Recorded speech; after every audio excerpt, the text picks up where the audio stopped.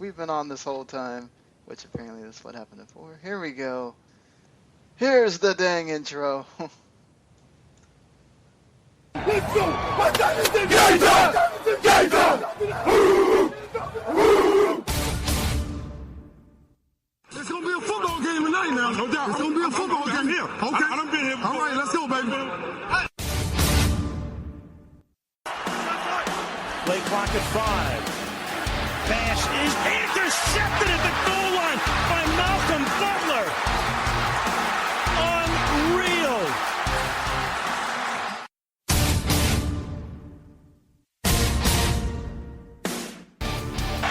And the Ohio State Buckeyes are the first national champions of the playoff era.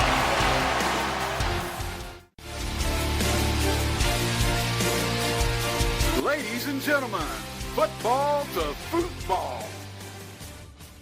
Your host, Sean Garmer, Gary Vaughn, and Randy Isbell.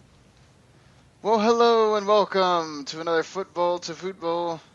And this is our NFL Week 14 recap edition, our Tuesday morning edition, if you keep count of days. And of course, we'll be getting into that Monday Night Football game that just ended a few hours ago between the Giants and Dolphins. At least they kept the score rather high and entertaining.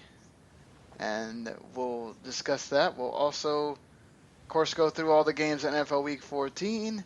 We will do a preview of the Thursday night game between the Rams and Bucs. And then get out with our normal things of Gary's Fantasy Football, officially playoff edition, waiver wire pickups, and the Player of the Week, and the Power Rankings as well. So, how are you? I am your host, Sean Garmer, and with me today, hopefully doing well, Mr. Gary Vaughn. Yeah, doing great, and ready to see what's going to happen with the rest of these fantasy football playoffs. A little bit nervous. I've already kind of got myself out of some situations, and then some I've totally screwed up this week. But that's not my fault. That's injuries that have killed me. And Mr. Randy Isbell, who I hope you all loved this Monday night game. I absolutely hated it.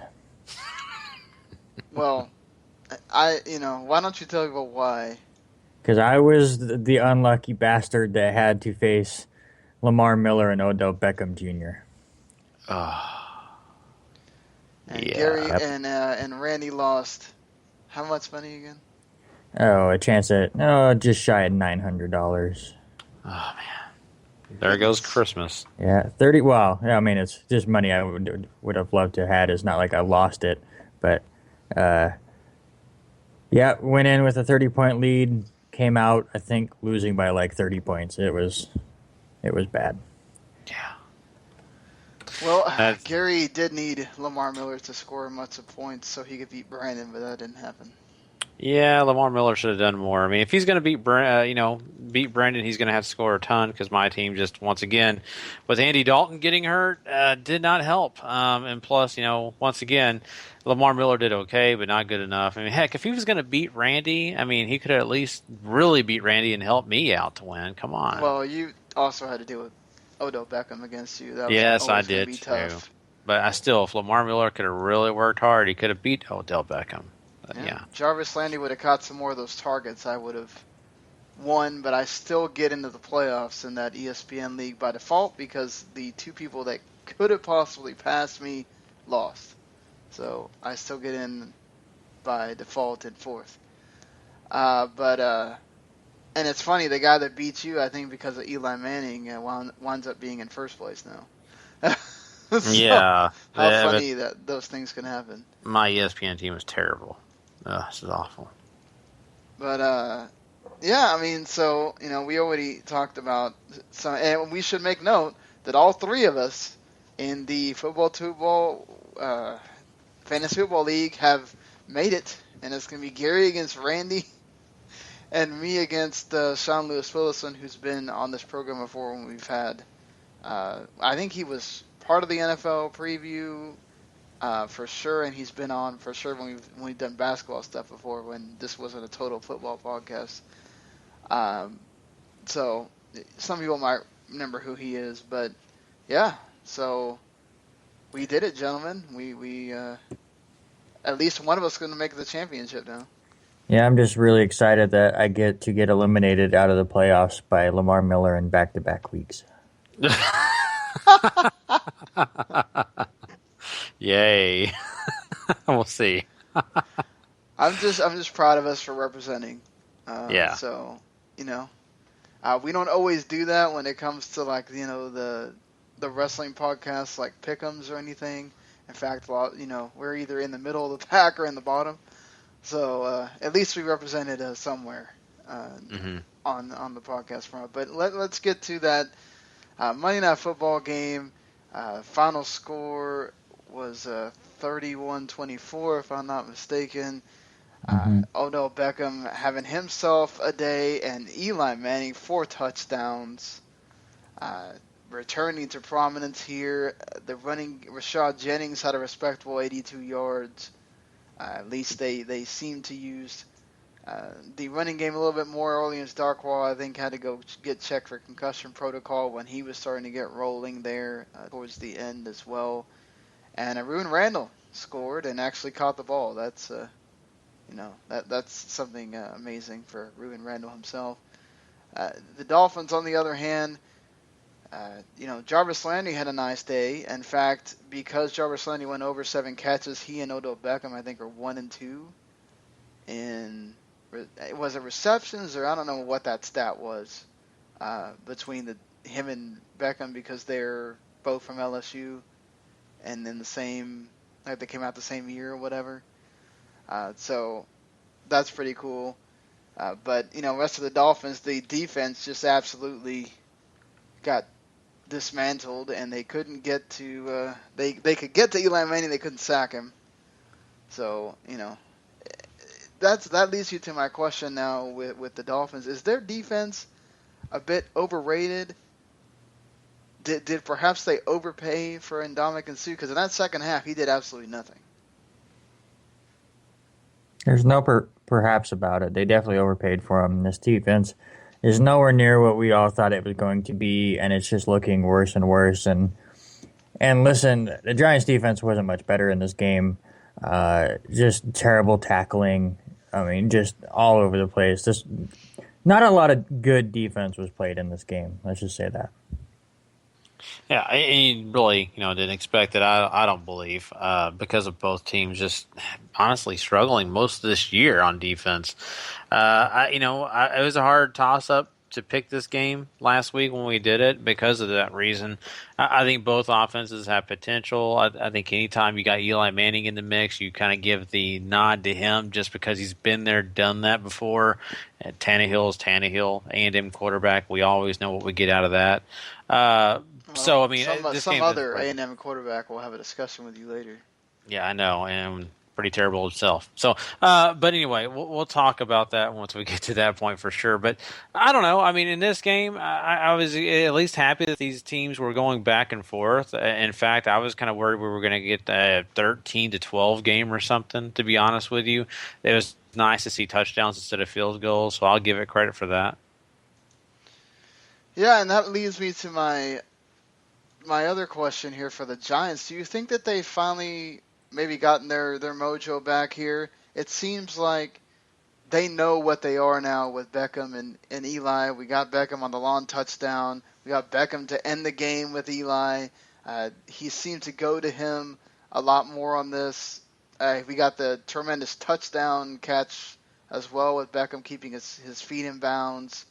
Do you think that they understand, okay, we're definitely not going to defensively stop you, but I know I've got possibly the best receiver in the game, and I've got a few other compliments there. We're just going to play our offense and let the offense beat you instead.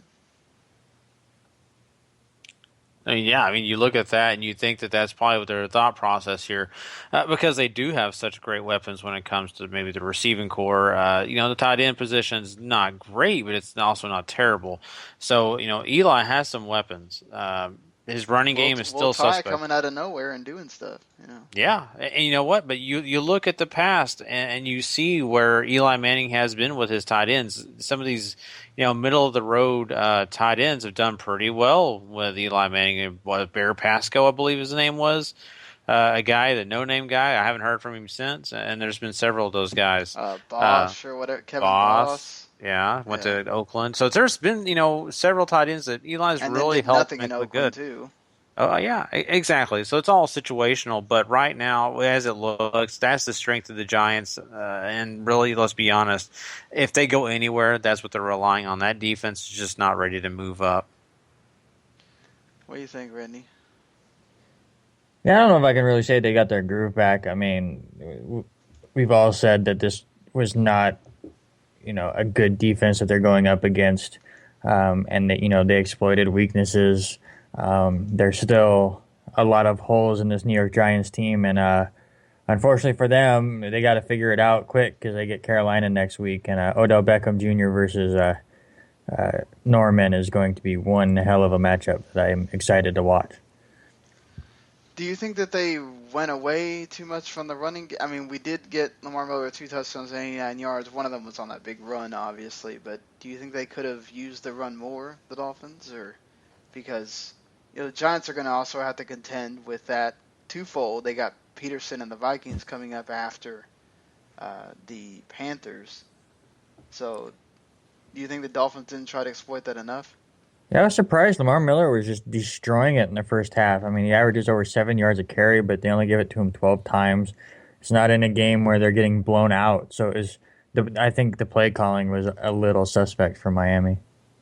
I think they're trying to be a little bit more balanced. I really do, because you'd watch several times where Lamar Miller really exposed that defense, and then they started passing the ball, and you're sitting there thinking, well, why are we going this route? But, for the most part, you got to give them, a little bit of credit when it comes to trying to be balanced, because if they would have kept running the ball, eventually the Giants would have said, okay, we're going to really get this kid, and we're going to put, 8 in the box and really try to stop him. You have Tannehill go in there and pass when you do the 8 in the box. I mean, this is what Campbell said he was going to do. That they were going to be this heavy run team, and then all of a sudden they do it, and then you go away from it, and you were never really ever down to the point where you had to start passing. So, I just don't. To me, look, we can all second guess, I guess, in hindsight, but they were certainly in it till they couldn't be in it anymore. They couldn't stop the Giants on that. What was the last 5 minutes or so? So, the Giants were able to just run out the clock on them, very much like the Cowboys did in that game in Miami as well. So that's something they're susceptible to, and something we've seen, that Miami defense can suffer from when they get tired. They just can't stop the run when they need to, and that's an issue going forward. But, going forward for the Dolphins, they're pretty much there. I mean, they kept saying they were in the hunt before, unlike the NFC where you can have a lot of these teams still be in the hunt. The AFC, these teams keep winning. These Jets and Chiefs and Steelers, and the Bills are certainly not out of it either. Though they're getting close, and that's the Dolphins are certainly out now. So what's left of this season now for the Dolphins? Do you think that Dan Campbell has a chance to keep his job if maybe they win out or do what, or keep just kind of contending, or you think Tannenbaum already has his eye on someone else? I think that, he definitely has a shot. Now, will he get it? That's no guarantee. I think when it comes to showing that he can motivate this team, I think that's where the owner looks at it and says, okay, this guy does have these guys on his side. The success rate is not there, though, so I think he will be looking other places. And, if he's a little bit mixed in the situation, he may actually consider Campbell. But if a guy like Sean Payton's out there, trust me, Miami's going to be going after him. Jarvis Landry, man, you're great, but you got to stop with the stupid penalties. 3 15-yard penalties in this game. You can't do that. And you can't do that stupid one at the end where you freaking almost body slammed the guy. Dumb, just dumb. But any thoughts on your end, Randy, on the whole Dan Campbell situation? No, I'm more worried about Tannehill. I don't think he's going to be the quarterback next year. They're not Hey. unloading that contract. It'd be the He's best thing they stuck did. there. Yeah. I know you. You remember what sport this is, right? They can cut whatever. They don't. They it can doesn't cut matter. whatever, right? But that's going to accelerate the salary cap and all that stuff. I don't see it happening.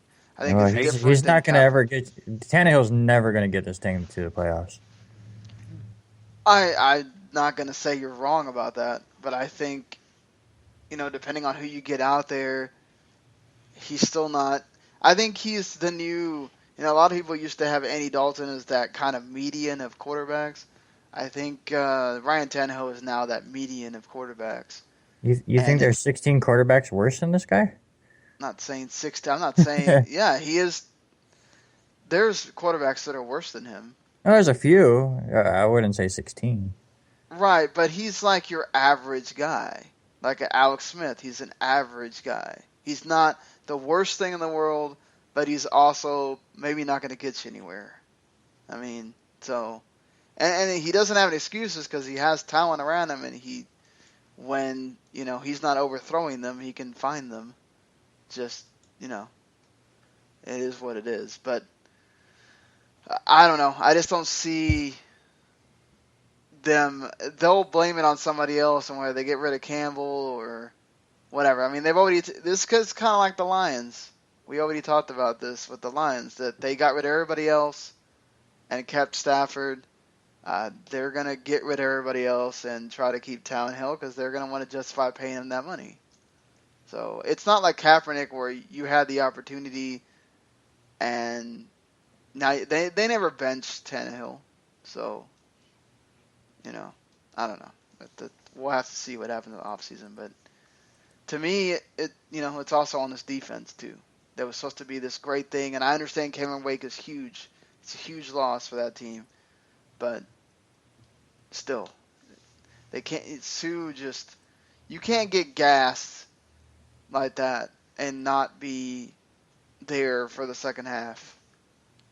Just you're too important, and you're not really participating with that team. It's just I don't understand. Sue reminds me of another guy that, another high-class player in the NFL named Albert Hainsworth.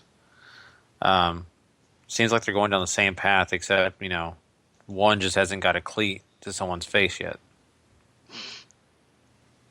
Well, that could still happen. Yep. But, yeah, I think, pretty much we'll have to see what happens with the Dolphins. I mean, I think they can still be sort of dangerous offensively. I think as long as you're willing to, if you have a team that can kind of compete with them on the offensive side, I think you're good. But we'll have to see going down the line here.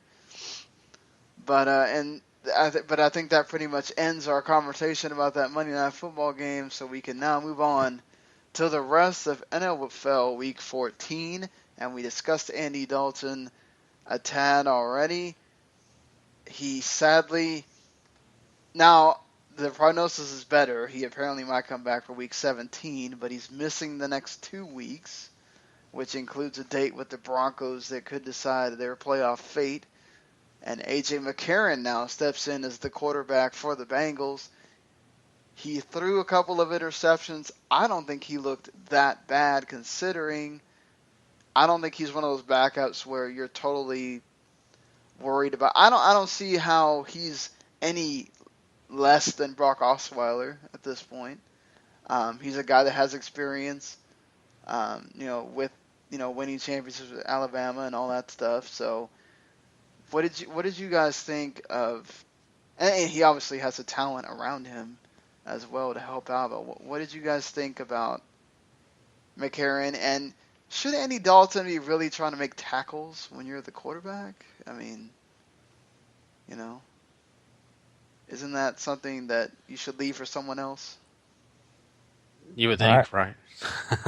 Go ahead, Randy. I mean, if he just lets him go by and he returns it for a 97-yard touchdown, I think we're saying something completely different. But was he really the only guy there, though? It's possible. I mean, I'd have to go back and really watch it again. The halfback might have still been back there, but probably not. I mean, because obviously everyone's going forward on the offensive play, and he tries to pitch it out. And so maybe there was still a halfback. And, of course, A.J. Green is very fast, so is Marvin Jones, so they probably could have caught up to him. But at that point, listen, he's a football player. He's going for a tackle. He gets hurt. I mean, it's very disappointing for Cincinnati, but like you said, A.J. McCarron looked fine, especially for getting zero planning. I mean, just getting thrown to the Wolves in a huge divisional matchup like Pittsburgh. You know, he struggles a little early to kind of get things going. But in the second half, he kind of went toe-to-toe with them. And as far as just filling in for the rest of probably the regular season, I don't think you're that upset. I still think they go out and they beat the 49ers. I still think they go out and beat Baltimore Week 17. It's just most likely the battle of the backups between Osweiler and McCarron, and that becomes more of the teams around him, really. But I think McCarron's going to fit in fine for this team. I don't see doomsday right now for Cincinnati. What do you think, Gary? Yeah, I mean, I'm right there with Randy on this. I think that what he showed in this game kind of gives you an optimistic look at McCarron, and you really feel like he can beat teams just based on this game. Now, you know, there's been quarterbacks that have done that. Next game had a big slump, but, you know, you can only go by what the sample that you have, and this is the only sample we have. So, but, you know, it's going to be a loss because Andy Dalton has rapport with these receivers, and the offense is his, and so it is a shame for Cincinnati to lose a guy like that. And, you know, because of a play like this, I mean, he did his best. You know, he was trying to help his team, but you know, from my experience, it's just a bad idea to try to get out there and tackle guys when you're the quarterback. You're supposed to just kind of step back and say, "Oh, well, that sucks." I understand you want to stop a big play, but you know, this happened. Now you could be hurting your team for the rest of the season. Honestly. Do you think the finale changes at all if Dalton doesn't get hurt? Or was this the Steelers game the whole way? You know, I don't know that this final isn't. I think it's closer. And I also think that, you know, Dalton gives them a better shot for sure. But I just think that the Steelers, they had to have their mojo going in that game. And I really feel like they had more of the momentum. I don't know what it was about it, but the Steelers had a lot going for them, so I think the final would probably end up the same with the Steelers win. Well, I mean, it's hard to quantify because I think that still that, you know, Bengals defense did pretty well considering what they had to face on not knowing, you know, not having the consistency there on the offensive side. And, you know, again, with what Randy said with, you know, I think that Broncos game now becomes much more interesting. I don't think they're in danger at all of losing this division. I mean, all they have to do is win one. And I think McCarron's good enough to beat the Ravens I mean, the Browns game's going to be much more interesting now, too. But certainly the Ravens. That Bengals defense can make Matt Schaub look terrible enough to get the win. Yeah, that Broncos game, like you said, is the key, and it's kind of been the key anyways, because in AFC, well, I guess really in both conferences this year, getting a bye week is so huge because the wild card teams are looking so strong right now. I mean, in both leagues, you have a division of just junk, so it seems that there is more cream of the crop, you know, in the wild card. So I mean, getting to stay home instead of hosting a Kansas City team that's won 7 in a row, or a Pittsburgh team who's red hot, or even the Jets who are looking better, is huge. Yeah, exactly. And that rest period also kind of helps you with injuries. And, you know, let's just say Andy Dalton right now, we're talking about him. I mean, if he went to a wild card game, there's definitely a shot that he could re-injure that thumb. So there's no guarantee that, you know, it would be healed correctly all the way. They're going to play him if he's about 95%, I'm sure. But, I mean, the thing is you just never know what could happen. It'd be better to have the week off and let it heal even more. Well, Gary, let's go ahead and run through the games involving the NFC least here. the Washington Redskins and Chicago Bears certainly involved in a game that was very close till the end. Came down to a Robbie Gould field goal, and he misses it again. I heard a fan of the Bears, Mr. Patrick Ketza, say he thinks that's it for Robbie Gould. He's done after the season with the Bears. You guys think that's he'll get canned after the season, even though he's been one of their most reliable guys? Well, yeah, because he's a kicker. He's going to end up on some other team, and the Bears are going to pick up somebody who was on somebody else's team before that. So, I mean, the kickers are just so replaceable right now. They just try to find somebody that fits. So, yeah, I can see him moving. Hey, Robbie Gould has been a consistent kicker, but, he hasn't been perfect. He hasn't been a guy that's, going to nail it every time. Let's be honest. That's been the case for a while now. So I think he is expendable. Now, are they going to do that? I don't know. I mean, this guy's been with the team a long time. If they, consider his services still relevant, then they're going to use him. And especially, if you look in the talent pool out there in free agency, there's no one better. You want to stick with a veteran like him. But, I mean, this is the NFL, and let's be honest, special teams players are not really sticking around on these teams. They move quite often.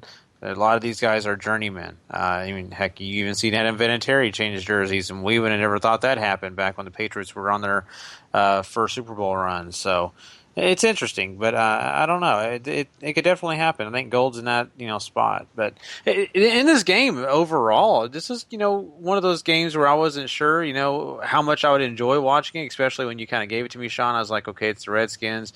They can either be really bad or hey, they can keep it in check. And I think in this game they really did. They came out strong. I think they were a little bit motivated. They really didn't like that bad taste in their mouth after that Monday Night Football game. They did get on the board first with Alfred Morris getting a 1-yard TD. That was exciting to see. Him get the chance to showcase that hey, he's still a part of this team, because Matt Jones, if you watch this game, Matt Jones was the featured back, let's be honest. In the passing game and the running game, they really just fed him the ball, but Alfred Morris was a little bit part of it.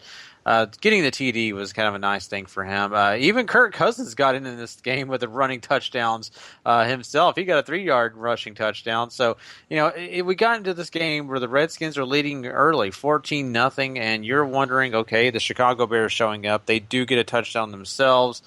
They find their way into the end zone, and, of course, Washington once again gets their own. So you go into the halftime, you're thinking to yourself, okay, 21-7, still Redskins are controlling this thing. But when you get into that second half, the Bears do come back. They get in the mix with 2 more touchdowns. When you are leading it to the end of this game, that field goal mattered a lot because the Redskins were ahead by 3. You felt like the momentum could change if they went to overtime with Chicago. Just didn't happen. The Redskins played a good game here. I think both teams show that they do have some things going good for them despite their records. But, I mean, it really wasn't that bad of a game. I'm kind of glad I got to watch this one. I was a little bit nervous when you gave it to me, though, Sean. So, but, I've got to ask a question to you, Sean, especially after this Redskins game, okay? We know now that with a 3-way tie for the NFC East, the Redskins technically are, leading the division, technically. But to me, even after watching this game, I'm not sold completely that they're the guys really in the lead, because I kind of see the Giants and the Eagles as being more of the potential guys compared to what the Redskins have to offer. I don't know. What do you think? I think you're right about that. They weren't very convincing. Of course, they aren't that great on the road, but they finally did win on the road for the first time since they beat the Cowboys on October 27th of last year. But, the thing with, to be fair, all these teams, you could say that none of them really looked totally convincing. I mean, it took an interception for the Eagles at the end to win. I mean, Buffalo could have certainly tied that game or went down and got a touchdown there at the end. I mean, look, Giants had to. I think after, who knows? The Giants, I think, will be convincing if they can beat some of these really good playoff teams ahead of them. Redskins now got to go in there. I don't know. I think that Bills game on Sunday is going to prove a lot. because I think that the Bills match up a lot better with the Redskins than they do with the Eagles. Because, Jordan Reed, you kind of take him out. Jordan Reed was the one that had the really good game this week. If you kind of took him out of the equation, I think Redskins maybe don't do this. The Bears don't have that great of a defense too, so I don't know. I don't think that they're that great. But see, that's the problem with the whole NFC East this year. That's why their division's that bad. Oh yeah, I agree. You're right on that. And you mentioned Chicago and Alshon Jeffrey, Sean, and Randy, I've got to know from you. I mean, we were all wondering coming into this year how Alshon Jeffrey would do, being the number one guy in Chicago, and we thought he could do pretty well. But he's really shown that he is a number one guy. But where does he rank for you? Is he in your top 5 receivers right now as we sit? Yeah, I'm looking at this, and I think he's just outside. I would love to see how this season would have worked for him if he was healthy all year and Kevin White didn't get hurt in the preseason. Give him that 1-2, maybe get the safeties off of him a little bit. But the way I look at it right now, my top 5 wide receivers would probably go Antonio Brown, DeAndre Hopkins, Julio Jones, Odell Beckham Jr., and then AJ Green, just before the likes of Alshon Jeffrey and Brandon Marshall, and maybe put Demaryius Thomas and Allen Robinson in that second tier group with Alshon. But I think he's just outside of the top 5 for me. Fair enough. I think you can make the case that Allen Robinson might be the one that's closer to touching that top 5 group than those other 3. I was ready to anoint him, but he got me 4 yards in a this week. He can get Allen Robinson can get shut down. Yeah, but also Bortles has a lot of weapons to play around with there. He had a lot of weapons, and we'll get to that game. Let's just say the score looks a little different than what you feel about that offense after coming through that. But the defense also helped too. So, it's just we'll have to see with that. I mean, it's the Bears are now out officially. They're not. The thing is, this is so bad about the NFC.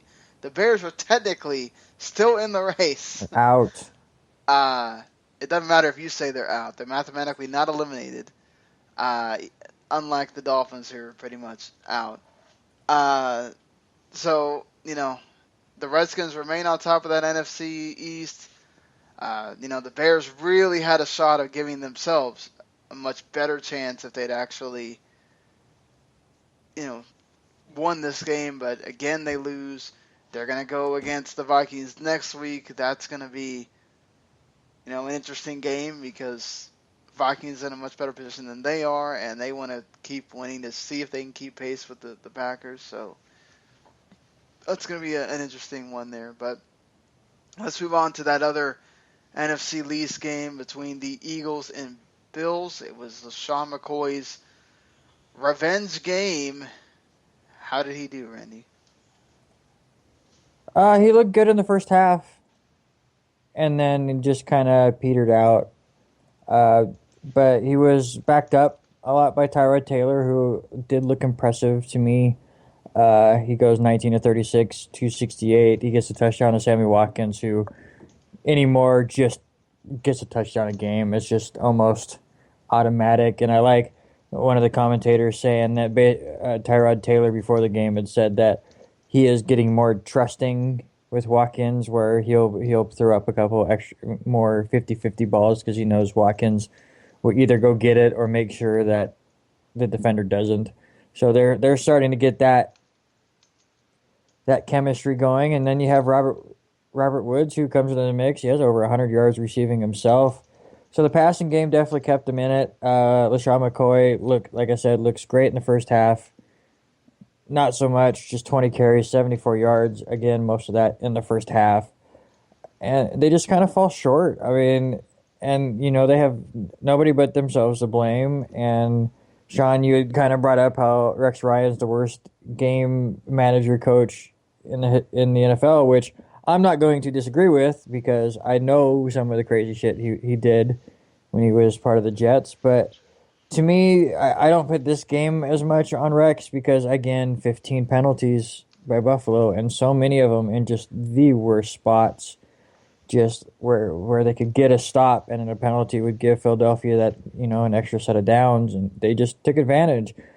Philadelphia doesn't look that But isn't great. that coaching, though, too? But that's not. Now listen. I totally agree. It's not. I mean, it's coaching, and he needs to work on it. But that's not in-game coaching. Right. There's at no point where you in-game can call a timeout and then go around slapping everyone in the face.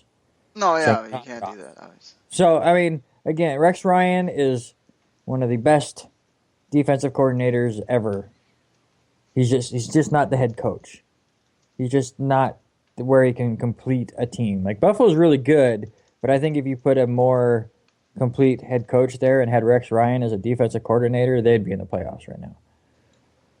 But they're not there mentally. They make all the mistakes.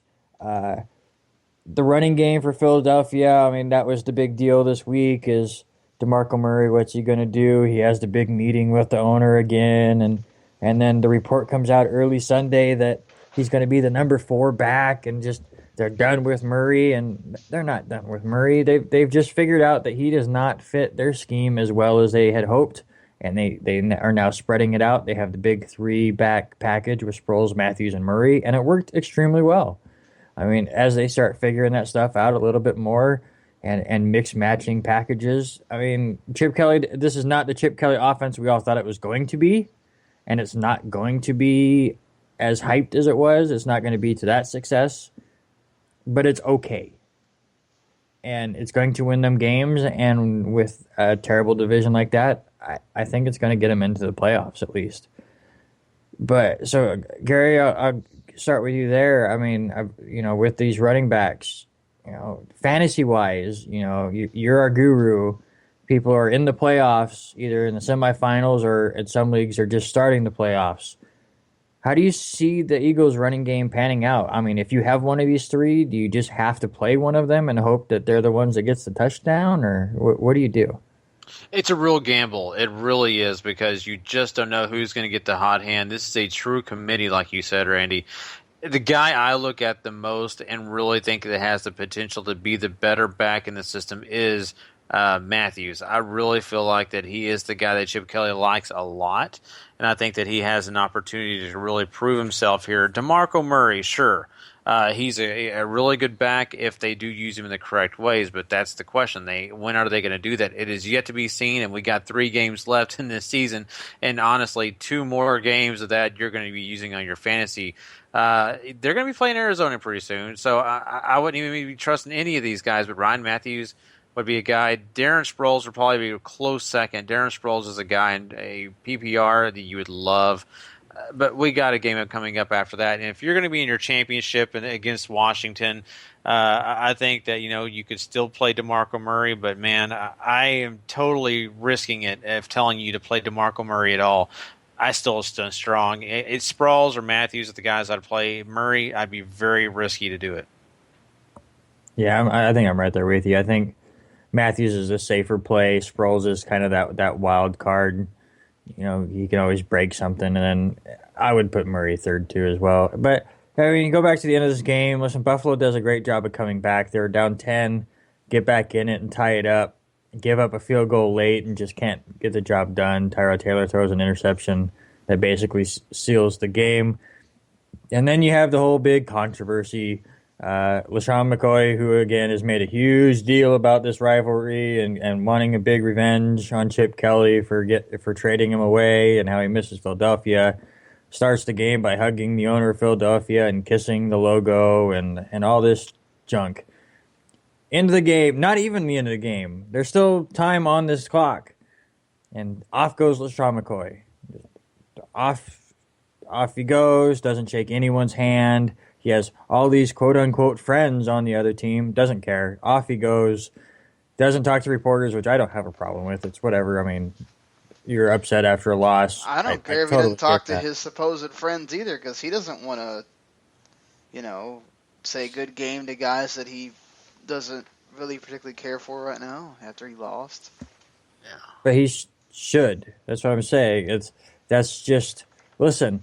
I mean, we've all been competitors at one point. You put it all on the line, and at the end, you go over to the other team, you shake their hand, say "good game." Either way, whether you win or lose, you show them the respect.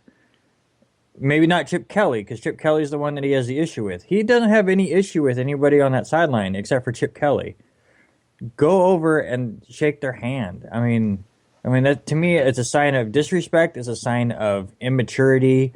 And listen, I know we're going to get to it when we get to this game because I got into an argument on Sunday night with somebody over them thinking Cam Newton was immature and how much they hated him.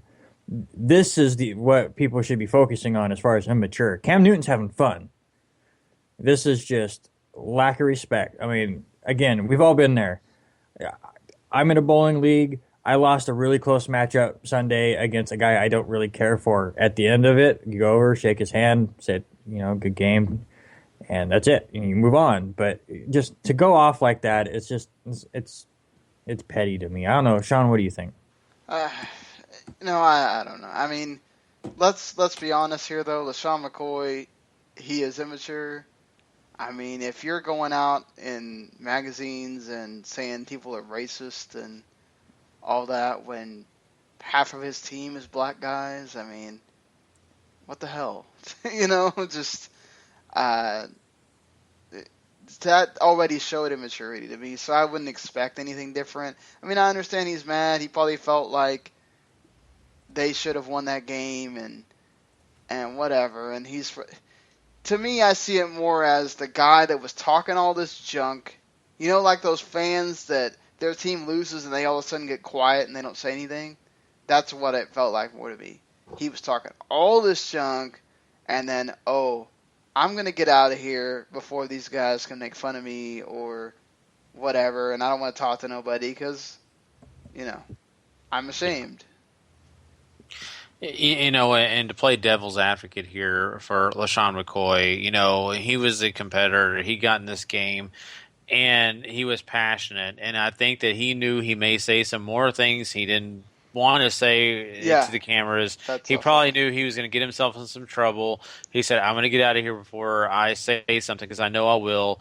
It's a very personal for these guys. You look at, we're talking about the Eagles here. DeMarco Murray had a personal game at the beginning of this season, the second game of the year against the Dallas Cowboys, where he wanted to kick the crap out of him for not paying him big money. He was going to show them that never disrespect me in that way. Well, guess what? He did nothing in that game. He was made to look bad. He almost got into a fight with the Cowboys kicker on the sideline. He was so embarrassed. So it's an embarrassment thing, and not only that, it's a situation you just don't want to run your mouth. I'm hoping that's but he got to see the difference, though, is there's 2 games, and the Eagles got their revenge in the second one. But it's division. You get that opportunity. Right, that's what I'm saying, though. LaShawn knows that it's not division. He's not going to get this opportunity again, and he just blew it. Mm-hmm. So, to me, that's you can look at it different ways. I think none of us are wrong here, and that's where listeners can come in, or people on Twitter use that. Just hit us up at Futbol's Football on Twitter, or you can go on the. You can comment on the YouTube whenever this hits YouTube when this is done. What you think about LaShawn McCoy and if he did the right thing or not. But that still means the Eagles are also 6-7 now. They're still in that 3-way tie. They've got the Cardinals on Sunday Night Football. That's going to be an interesting game. And then they got 2 divisional matchups to end the season. And now with the Giants, they ended their collapse. So now that big game at the end of the season for the Eagles is going to be certainly interesting on that end. But we'll get to that when we get to it during that week. But let's move on to the final game involving an NFC East team, and that's the Dallas Cowboys losing badly to the Green Bay Packers 28-7. To be fair, this game wasn't that scoreline for a large period of the game, and really the Cowboys defense played pretty well, all things told also the Green Bay Packers had some stupid penalties and holding calls. It felt like they had about 7 or 8 holding calls. I think they only had like 6, but geez, it felt like every time they were going somewhere holding on that offensive line. DeMarcus Lawrence looked good. The defensive line looked actually probably one of the better times they've looked good this year. Of course, they were also going up against a very ailing offensive line, as I think about 3 or 4 of the guys that have been hurt for a lot of these weeks wound up playing, and they probably maybe shouldn't have. But again, Aaron Rodgers does his thing, and Matt Castle and the Cowboys look bad.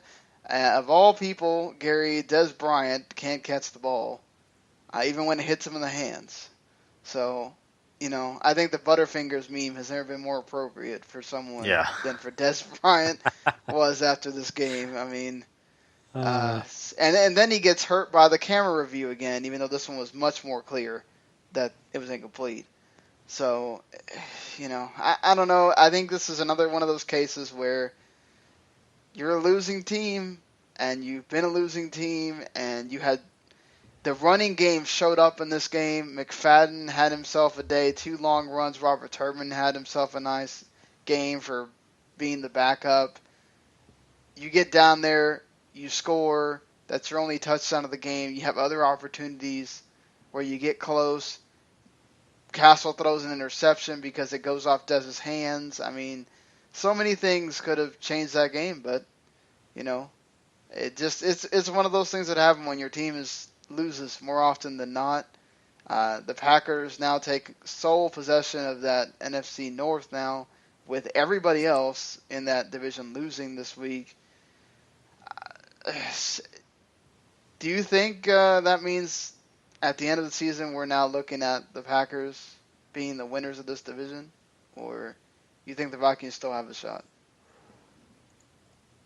God, I don't want to go that far. I mean, Green Bay still has Arizona Week 16. So I don't think they get themselves 2 games ahead of Minnesota before that Week 17 game. And from what it looks like, I don't think we should sleep on Oakland either, because Khalil Mack certainly said hello to the sack standings. He's now the number 1. So. Yeah, but I mean, so I'm not going to rule out Minnesota yet, because I really do think that it will come down to Week 17, and then when it's a 1-game deal, I mean, anything goes. So I think the Packers are the favorite to win the division, but I'm not going to go out on a limb and say it's over now. Yeah, I'd be, right there with Randy, just because, you just never know. The Arizona game, if I'm a Packers fan, that really concerns me, especially with the way that my offense played, especially the way that they played, in the first part of this game against the Dallas Cowboys, who are definitely not doing that well, let's be honest, and they're having their own issues. So that should concern you a lot, and with the offensive line trying to get healthy, it's just a bad situation. So they, to me, still are the favorites, but anything can happen. And actually, I will say their game plan against Dallas was impressive. I watched a lot of this game because there was 2 in the afternoon. Plus, you got a girlfriend that's a Packers fan, so that helped. But there was a stat they showed in the second quarter where there was one point where the Packers had more first downs than Dallas had plays. Yeah, and I mean, that was their whole game plan, was just hold on to the ball, wear down Dallas, and then in the second half just run Eddie Lacy and James Starks right at them. And I think it's very key that McCarthy took over playing calls for this game. I mean, it definitely helps. I mean, you have 30 more plays run by Green Bay than Dallas. They hold the ball for 15 minutes longer. It was just a wear them out, wear them down. They weren't worried about Matt Castle completely torching them. They knew Dallas wanted to keep it close, so they just went, okay, you can keep it as close as you want, but our drives are going to go 10, 11 plays whether we score or not. And then in the fourth quarter, let's see how much gas you have. And they didn't have any, and that's why the score looks worse. So, I mean, the game plan, But giving Mike McCarthy the keys again, I think, was the right decision for Green Bay. Yeah, I do too. And that game plan has definitely been a key for a lot of teams. Washington was able to do that because they have their own issues. But you rewind and go back to a lot of the games that the Dallas Cowboys have played. They've had that same game plan against them several times because Castle doesn't scare anyone. Yeah, and even when Castle was going, it's just that something's going to happen. And that was the case there. It's just whether it's Dez not catching it or he'd overthrow his guy or something. That just seemed the MO. It was lucky for them that that's what was so sad. The only two times they really got the ball down the field was when Nick Fadden had those long runs. Other than that, and Dez is partial blame to this, but you really couldn't get things going, and that's what you have when you have Matt Castle. So, that's what makes me so sad about this season, because if Romo was there with the way the defense has been playing, keeping them in games, this division would have been locked up a long time ago. But yeah, I agree with you there, and it's weird. How weird has this season been, where everyone just craps all over Romo, and I was one of them. And then Romo goes down, and then here you are with Dallas, and you're going, man, if they just had Romo, they would be 3 games clear with how close they were in all these games that they just couldn't finish. And on the other end, everyone always says, God, the Bengals would be so good without Andy Dalton. And now we're going, oh, no, they're in trouble because they lost Andy Dalton. Right, yeah. This season has just been so awkward. And that sucks because Andy Dalton was an MVP candidate, certainly. So now, he doesn't even get to finish out the season and see how he does. So yeah. That kind of sucks on his end too. But all right, so and we kind of went through some teams there, but let's move it along once again to. Well, you know what? I'm not going to spend a lot of time on this. The Panthers absolutely and positively just destroyed Atlanta.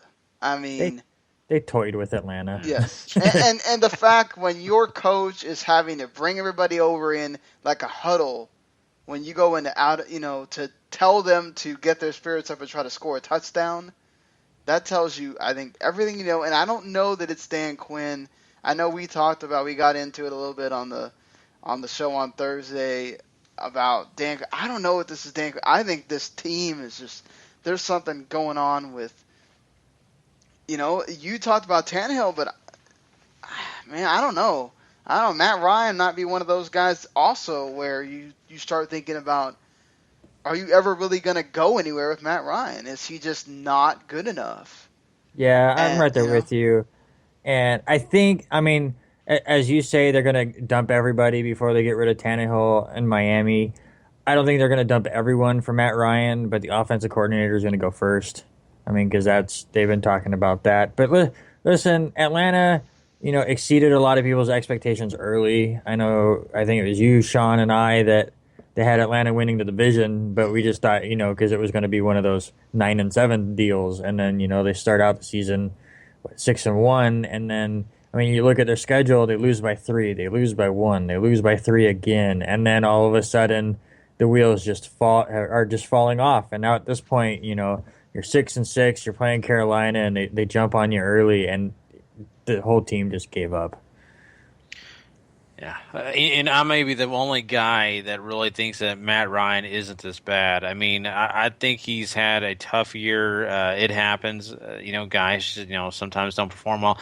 Maybe it's the offense. Maybe it's some other situation that's going on with him. But there's been proof in the pudding that this guy is a good quarterback. I just don't know where that quarterback went. I don't think you can flip a switch and all of a sudden the guy's bad. I don't know. Maybe he's – I don't know. I can't answer it. Right now I'm just kind of dumbfounded because I think the guy still has talent. He's just got to be able to use it somehow. Yeah, to me it's just – I don't know. This has happened so many years for him.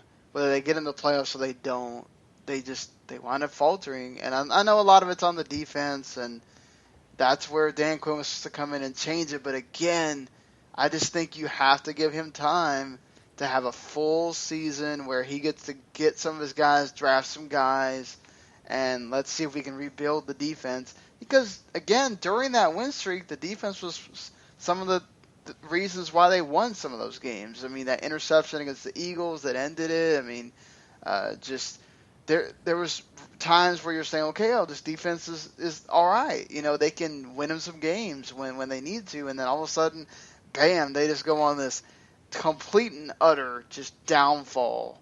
Mm-hmm. And it could keep going for them because they got to play the Carolina again. You know, and they got to play the Saints again. And, you know, and it's just, I don't see where this is. They could legitimately wind up 6-10 if they're not careful here. And then what are you looking at if you're the Falcons? My goodness. You know, so, I mean, the Panthers, they keep doing their thing. I think certainly now they're not losing. Yeah. They're going 16-0. I have a question. Randy, did you have something to say? I have a question before you. No, go ahead and ask the question. Okay, question is to you guys is, okay, so and I kind of saw a little bit of this on ESPN today, and I kind of thought to myself, I wonder if that, you know, is a situation or not. You know, the Carolinas basically played Madden this year. They're just beating everybody up, and there's nobody able to stop this train. And they're enjoying it so much. Except for the Saints. They can't apparently beat up the Saints. But yeah, well. You're right about everybody else, though. Yeah. So, but the Saints are division on it. But anyway, my point being, though, is looking at this, they're willing to, you know, get a penalty in the end zone. Dancing is, you know, it feels like 11 minutes dancing in the end zone. They're taking team pictures out there. They're doing all these things that are fun, but, you know, of course, you know, some people would say unsportsmanlike. And I don't know. I'm very much against the whole, you know, everything's unsportsmanlike. I'm cool with 15 people dancing in the end zone, if you ask me. But what do you think about this? Are they showboating a little bit too much? Are they setting themselves up for, you know, big heads, or is this completely acceptable? Stop it. Not you, Gary. Just everyone else. Stop it. Again, I had an argument on Sunday that just made me laugh, where this guy was just so upset about Cam Newton because Cam Newton said that if you don't think he's the MVP, then you're stupid. Well, you're stupid. And my favorite thing is the person that's telling me this is a Seattle Seahawks fan who loves Richard Sherman. Oh, well, hey, hold on. I saw a entire board where Russell Wilson has better stats than Cam Newton right now. And again, you know... Well, you should see... Okay, again, I live in the Pacific Northwest. That board, all over my Facebook pages. Like 6 different people. I know. Posted that I'm telling you right now, that's what they look at. That's what they look at. Had like 30 comments on them of just discussion. That board does not have the 7 rushing touchdowns that Cam Newton has, and that board does not have a 13-0 record on it. Yeah, I mean, look, if they go undefeated, he's getting it, and if he doesn't get it, that's total robbery, and that's media bias and whatever, but we do have a caller here. I mean, I don't recognize the number offhand, so you have called the Football Tool podcast. Anything you want to discuss today? I'm a little offended that you don't recognize the number. Oh, I'm sorry, Harry. Whatever. Yeah. The 330 I was like, oh, wait, yeah. Sort of. Going on, Harry. What's going on, guys? To paraphrase what it would be like to be a Browns fan right now for my Bills, there's always next year. They're still technically in it, but yeah, I mean, it's going to be rough. Sean. Stop giving these fans hope. Fans are going to give themselves hope, okay? That's just how it is. There are 8 teams in the AFC that has a chance. That's it. This fan is not giving his team hope. It's 6-7 and a loaded AFC. We're not getting in. No, I mean, I agree. The Kansas City's got way too much of an easy schedule, and then, you know, the Browns and Bengals also. The Browns are playing freaking Ravens in Week 16. I mean, they're winning that game. The Browns aren't in the discussion right now. I'm sorry, the Steelers. The Steelers are playing the Browns Week 16, actually. Well, but they're playing the Ravens one of these weeks, and they're going to beat them. So They're playing the Browns the last week of the season. It's Denver, Baltimore, Cleveland to close their schedule. That's what I'm saying. They're playing Cleveland at the end of the season. Okay, that's right. Never mind. Yeah, they're playing, the Ravens on, I think it's Sunday night. So. I think it was originally scheduled as the Sunday night game, yeah. I know the Ravens game was supposed to be Sunday Night Football for this week, but it got booted because they were 3-9. And right. NBC didn't want a 3-9 Baltimore team, so they flex scheduled out to the New England Houston game. They should really just let everybody flex schedule. They should let Monday Night Football flex schedule. So would you say? I think since you guys do a wrestling podcast, would you say that the Baltimore Ravens got booted off Sunday Night Football because they were booty? Yeah, certainly. Yeah. I just spent the better part of about 2.5 hours talking wrestling. I'd really rather not on a football podcast. That's fine. Hey, we do. That's about as much as we talk wrestling on this. We make a booty reference or some other weird reference. In addition, I did another 3.5 hours of wrestling talk last night with Gary and Sean. Yeah. So. Yeah. I'm wrestling out until SmackDown comes on Thursday. You watch that show? So. Wait, you're gonna wait till Thursday? You're not gonna watch the NXT special? Oh, that is this Wednesday, isn't it? Yeah, I'll be watching that live. I'm sorry. That's all I watch. Let's not lose the people that aren't our wrestling podcast listeners here. Either way, Harry, do you have something else you wanted to mention? Well, I kind of wanted to touch more on the Bills season here, the situation here with Buffalo and what's going on there. I think the talent and the pieces are there going forward. What I'd really like to see us get a little bit more help on our offensive line, so that way Tyrod Taylor isn't constantly having to look at his blind side before he gets drilled. And the other thing that I wanted to say about the Bills, too, is that I really hope that our special teams can improve here, because we have two really good returners for our special teams, Harvin when he's healthy and Leotis McKelvin for when Harvin isn't healthy. But I don't feel we have enough firepower on our special teams to allow those guys to break. What do you guys think should be Buffalo's big looking inside of the draft this year? I think Buffalo needs to draft a janitor to sweep up all the yellow flags that they get thrown at them every game. Yes, that would be, if that could be drafted, then certainly that would. To me, honestly, special teams is not one of those guys. I agree with you. Offensive line, they've got the weapons. I don't think they need to grab anybody as far as, receiver, running back, all that. I mean, so you got your skills positions pretty much set. You do need to, find some help, maybe offensive line. I mean, Stephon Gilmore's really come on this season, so maybe help at safety. You might want to, I don't know if you want to bring in somebody to kind of compete with Dan Carpenter, because he's had some misses this year that have not been that, close either. So that's some people you need to look at. Special teams guys are people you can find in the preseason, people you can find. You don't need to necessarily draft those guys unless it's like a 7th round guy or anything. No, I don't think there's – the only kicker that would really stand out that I'd be wanting to go after would be Florida State's Roberto Aguayo. Fair enough. Yeah, well, I joked about the penalties and stuff, but I don't know how you feel. But I think if you're Buffalo, I'm looking to move around some draft picks. I'm looking to use a few draft picks because most of your skill players are really young, and you're going to have them for a while. So I would get rid of some of your draft picks and try to get some just veteran leadership. Get a veteran offensive lineman, get a veteran linebacker who can try to, get these guys to understand that, 12, 13, 14 penalties a game is going to end you at 7 and 9 every year. So I think they more need the leadership than they need the talent right now. Right. Well, the whole jumping off sides, all that stuff, that comes down to having the guys to tell you, hey, don't you dare move.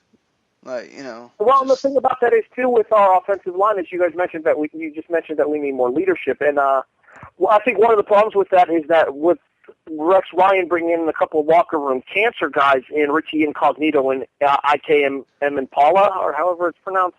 Impala. I didn't think Incognito's been that bad, honestly.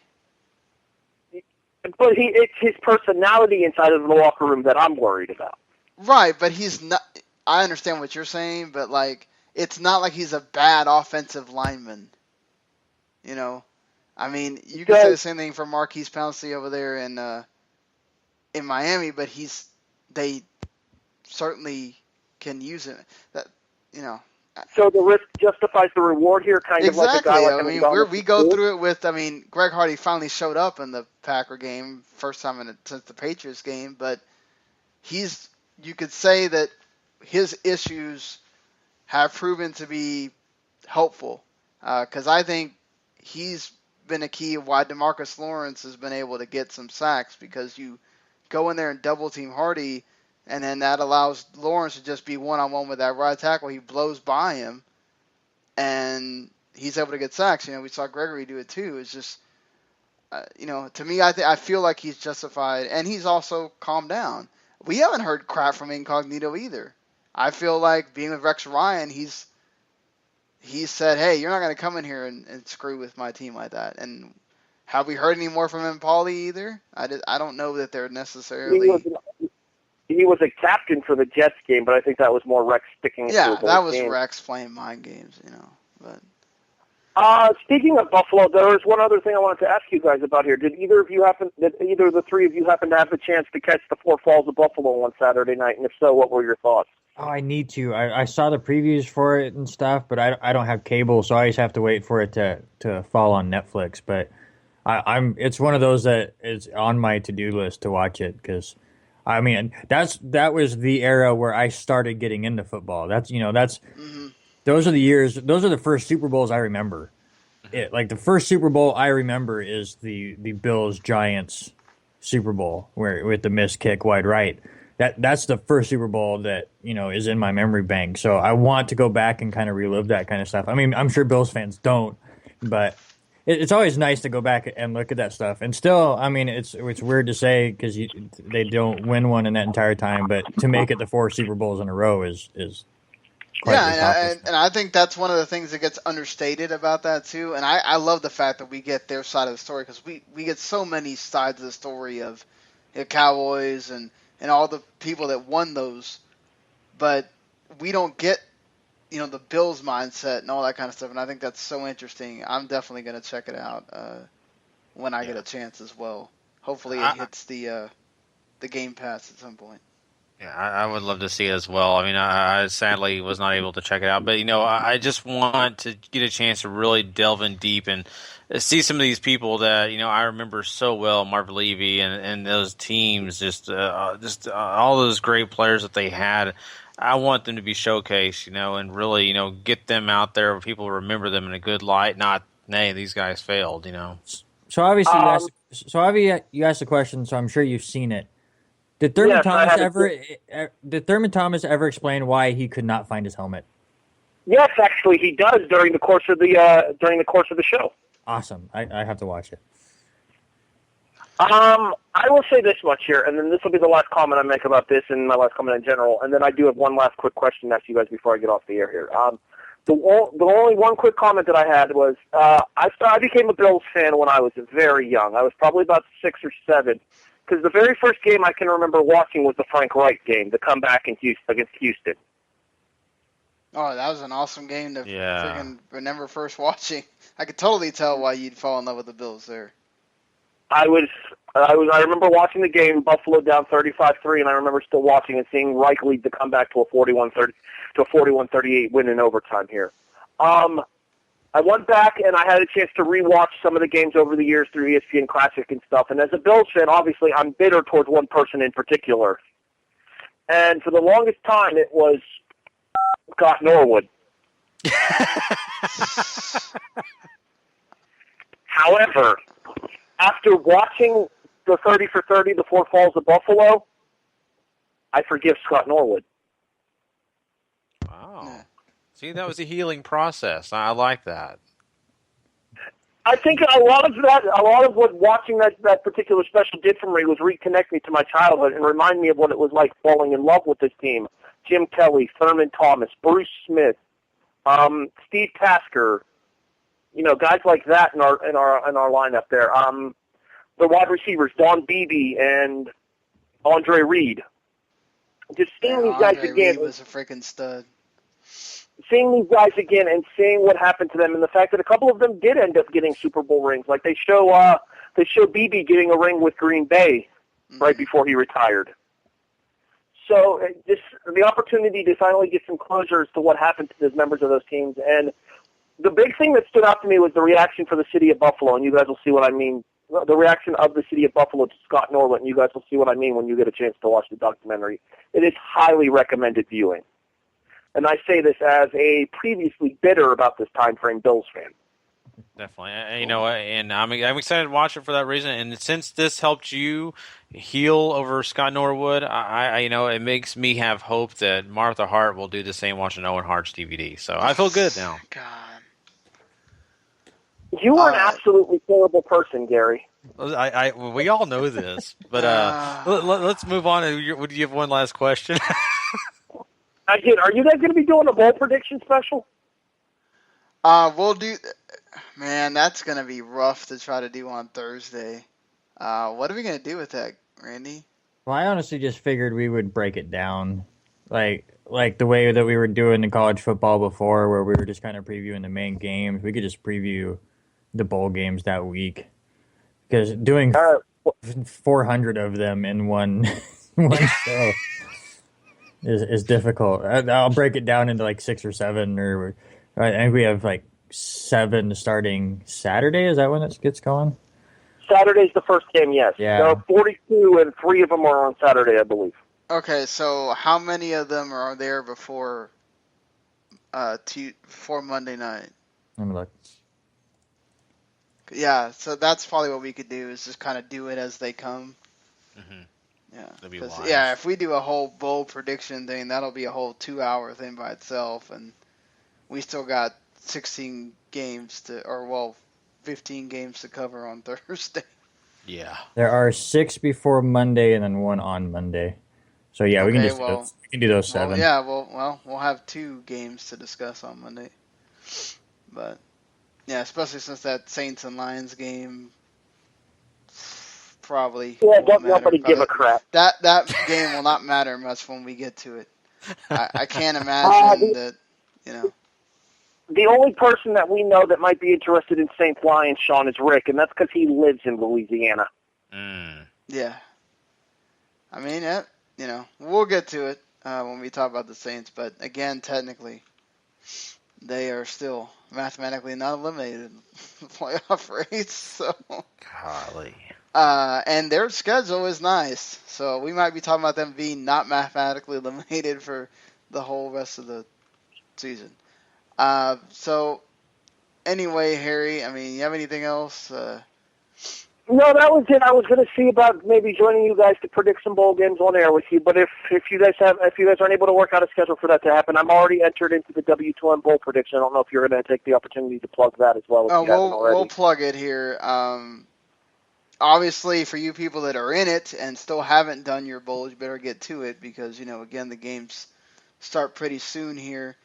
We'll do all the ones that come before Monday and on Monday on Thursday, and then we'll just keep doing that as we go through our shows. We'll do all the ones that go before the next show, and that's what we'll have to do because there's too many with so many of the NFL games we still got to do. So, all right. Well, Harry, thank you for calling, sir. Not a problem. I saw you guys were on the air, and I figured I'd call and talk to you about the disaster that was the Bills-Eagles game for me. Well, we appreciate it, sir. Sergeant Slaughter was against us. I knew I was screwed. Yep. Can't go against the Sarge. All righty. At ease, maggots. All right, I'm out of here. Thanks for having me, guys. Later, sir. All right. Well, let's quickly go through this one because it just was a total destruction by the Seahawks of the Baltimore Ravens. 5 touchdowns for Russell Wilson. That offensive line was not letting anything through in this game. However, they did suffer some bad news. Thomas Rawls fractures his ankle. He is out for the season, including the playoffs. So it's between Bryce Brown and Juwan Harris for the until Marshawn Lynch can get healthy, which doesn't seem like it's going to happen for the next game at least, but that's not really going to matter either considering how they're playing. But do you think this is, let's say, even if Marshawn Lynch comes back, now you don't have the dependable backup in case Marshawn Lynch gets hurt again? Do you think this is going to be a problem for them playoff time? It's going to be interesting because, the big thing for Seattle is they really got red hot the moment Marshawn Lynch and Jimmy Graham went down. So, I mean, they've been able to put pieces together. Juwan Harris, to me, didn't look that great, coming in as a backup to Rawls. So we'll see, their decision next week. Again, like you said, they don't play anyone tough. I think it's Cleveland. So they're fine as far as that stuff. But as the playoffs go, I mean, they have time to figure something out. And, with how red hot they are and how great Russell Wilson's been with Lockett and Baldwin, it's not going to matter as much, I think, as it seemed to be, with Marshawn Lynch going down before we realized how great Thomas Rawls was. Did Schaub get hurt, or they just decided to put in Jimmy Clausen? Schaub, yeah. I mean, I remember him grabbing his shoulder last week. I want to say collarbone. Oh, okay, yeah. Because, this is the second time Jimmy Clausen has played the Seahawks this season. Yeah, he played with Chicago, right, earlier this year.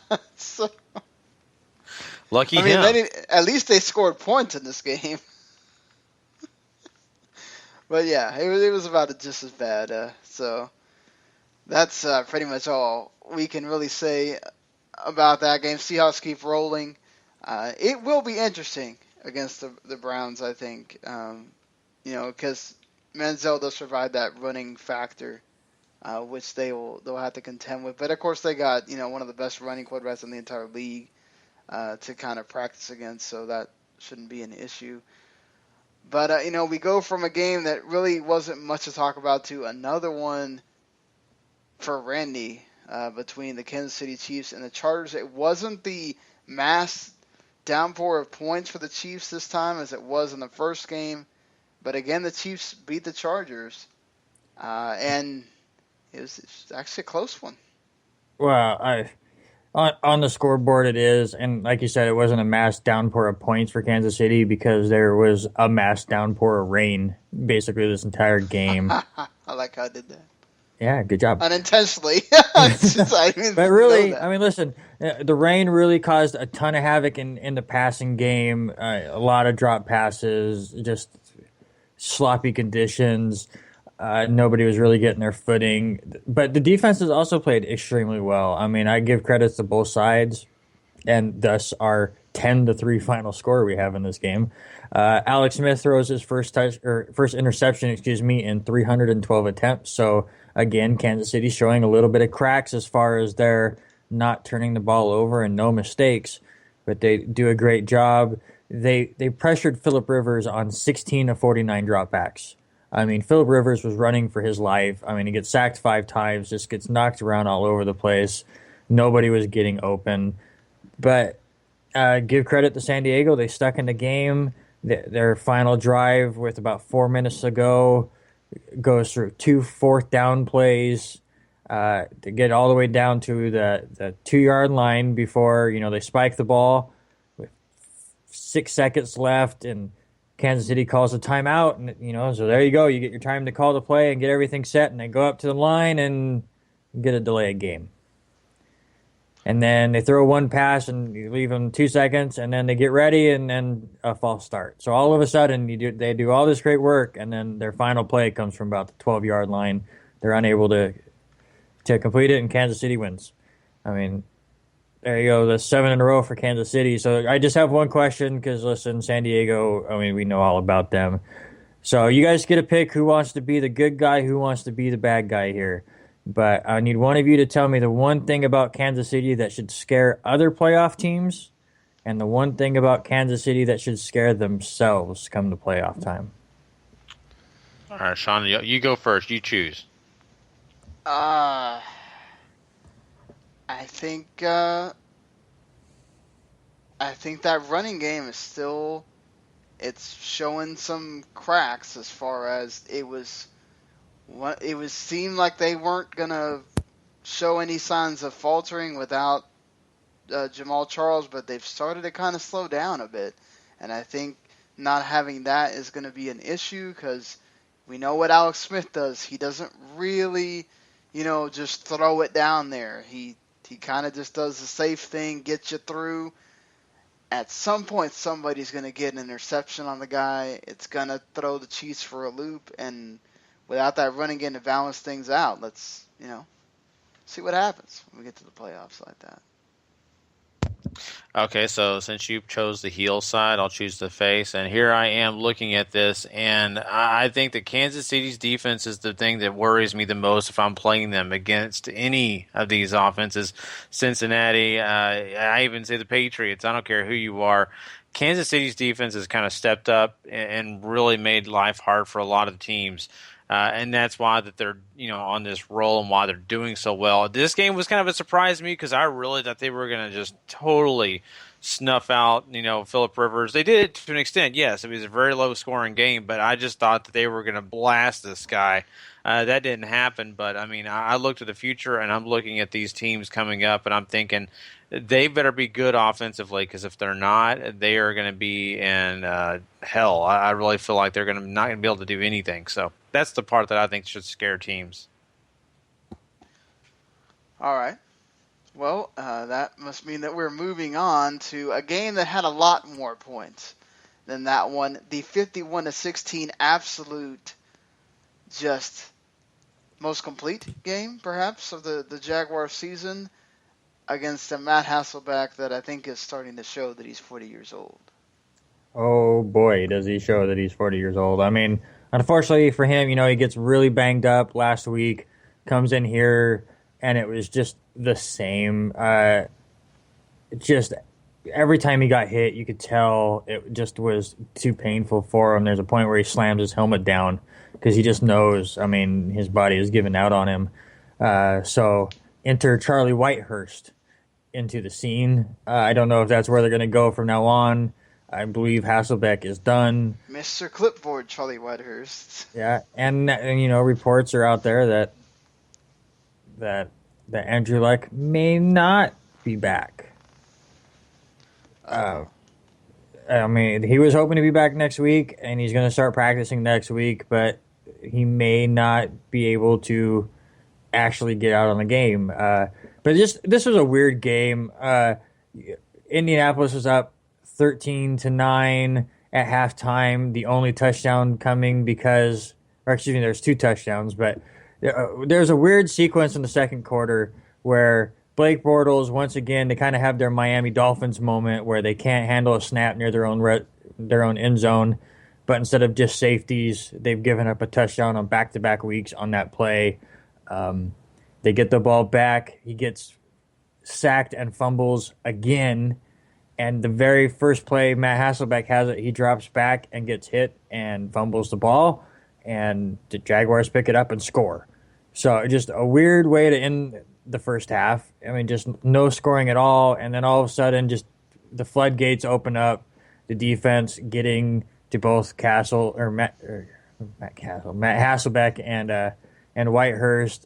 Blake Bortles, completing drives. That's the one thing I give Jacksonville full credit for. If they get into the red zone lately, they're scoring a touchdown. I think there's 8 straight times they've been in the red zone. It's ended in a touchdown. So full credit there. But goofy stat, Blake Bortles posted a 3.8 total QBR on Sunday, and he threw 3 touchdown passes.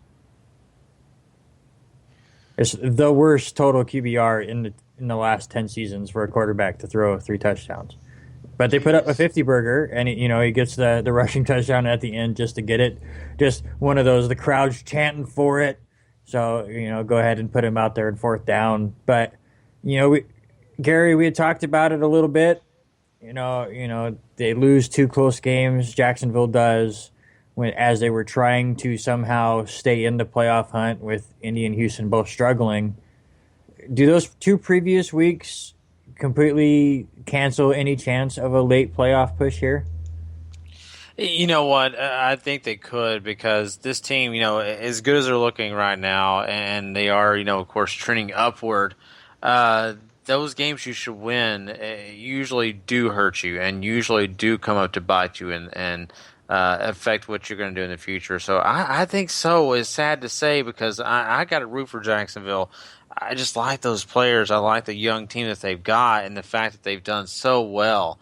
But to look at it, when you look at the matchups they got coming up, and they have very winnable games coming up. But I still think that it's going to come down to that final game against Houston, possibly. I mean, it could seriously get that close because, especially the way Indianapolis is going, and if Houston just wins the game, there you go. Those two games definitely did take them out of it.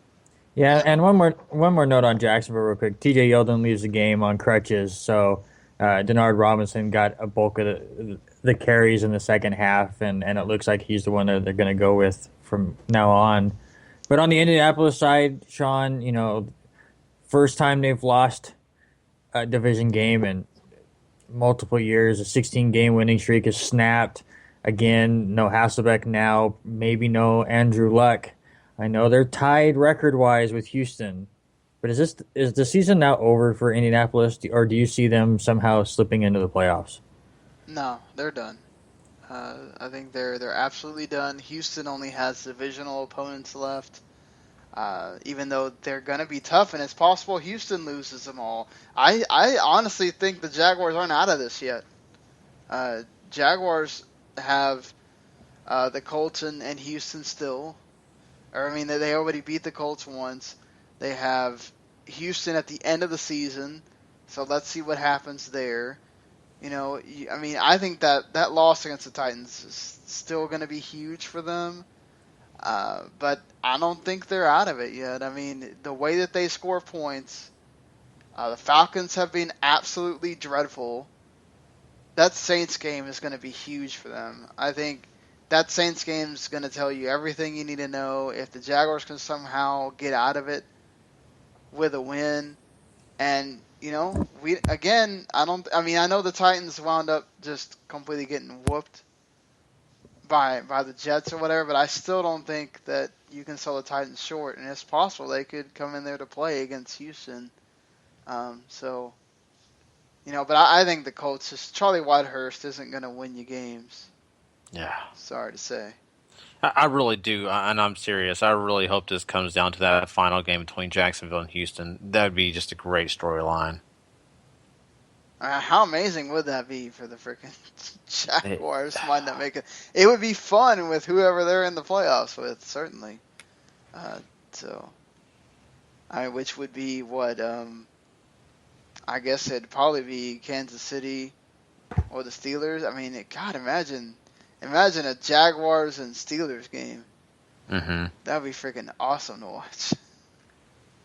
Well, and I will say, NFL teams out there, start sending free shit to my son, because he told me Saturday afternoon that he was no longer a Bengals fan, he was a Jaguars fan, because a friend at school was a Jaguars fan, and then come Sunday, the Jaguars put up 51 points, and Cincinnati lost their quarterback.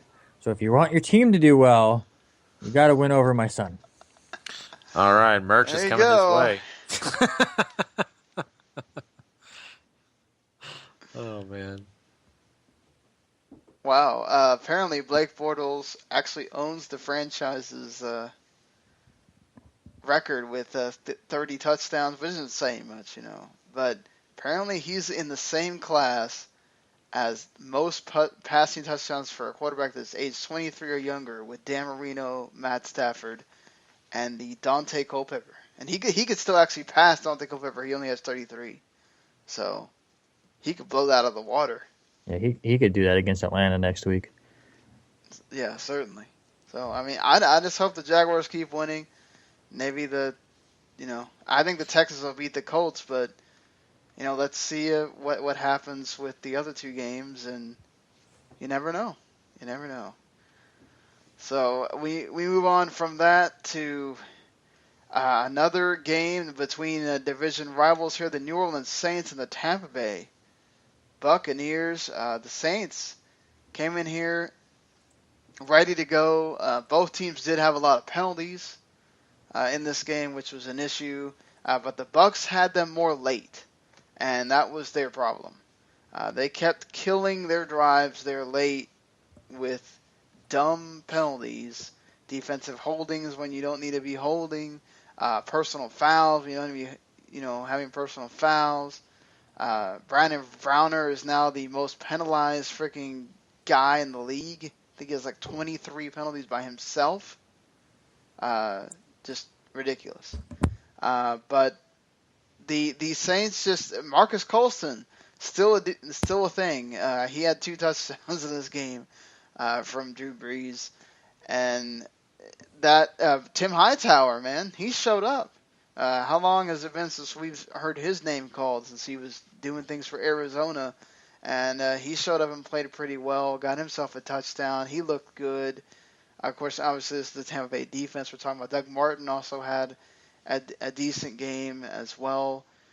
Just couldn't get it done when it mattered the most for Tampa Bay. Mike Evans doesn't get a catch until the third quarter, which I think should tell you a lot of Tampa Bay's woes offensively in that regard. But the Saints end up winning a divisional game. They're now 5-8, and now technically they are still in the playoff race. And which is, Randy doesn't want me to keep saying this. Their schedule is decent. I mean, they're all going to be shootouts because of who they're playing. But you've got the Lions on Monday night. You got the Jaguars. You got the Falcons. I mean, could you see them maybe redeem themselves and wind up with an 8-8 record here, or you think they're going to lose one of these games? And if you're the Saints, do you like your chances here? To what, make the playoffs or go 8-8?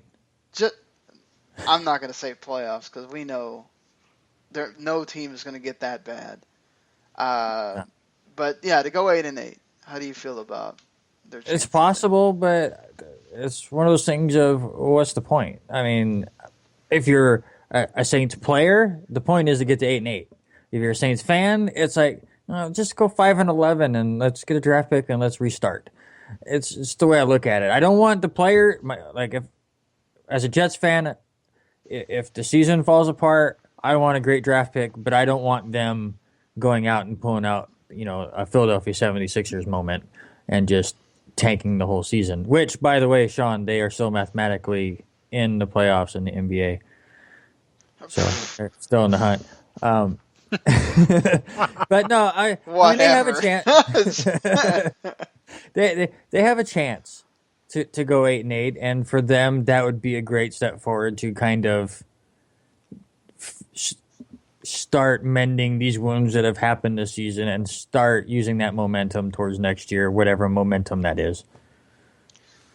I think C.J. Spiller wound up getting a total of 10 yards from scrimmage in this game. Gary, is C.J. Spiller the biggest bust?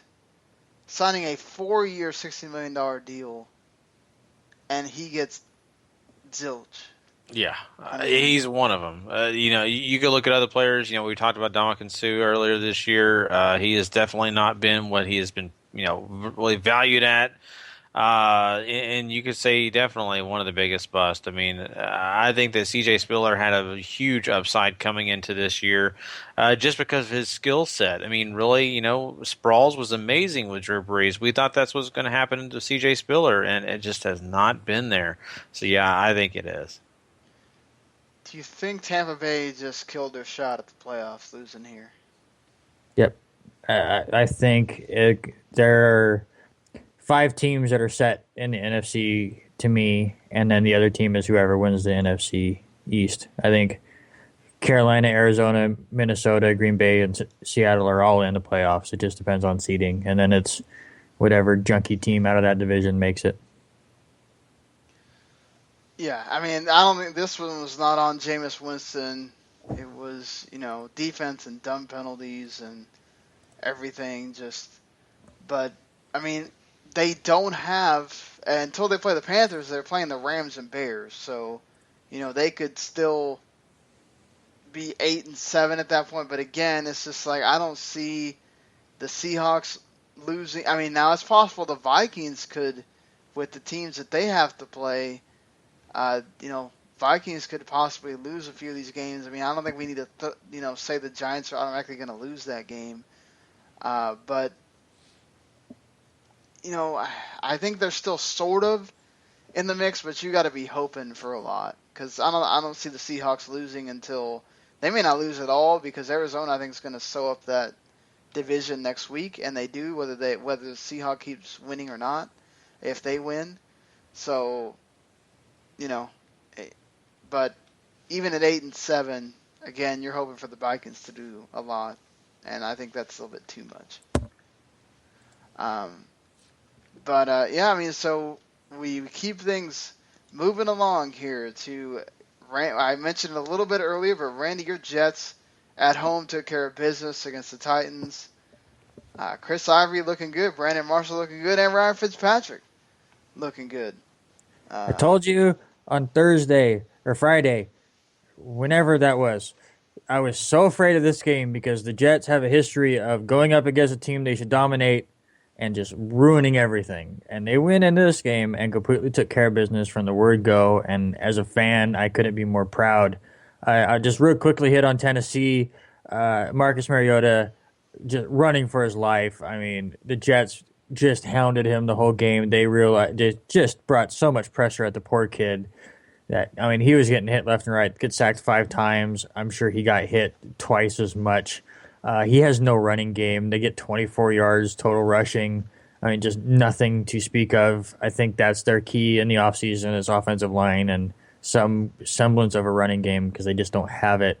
But just the Jets side, Fitzpatrick continues to look great, which, again, how weird is this year? I mean, we're talking about Romo and Dalton's injuries ruining seasons, and here's Fitzpatrick being, a franchise quarterback out of nowhere.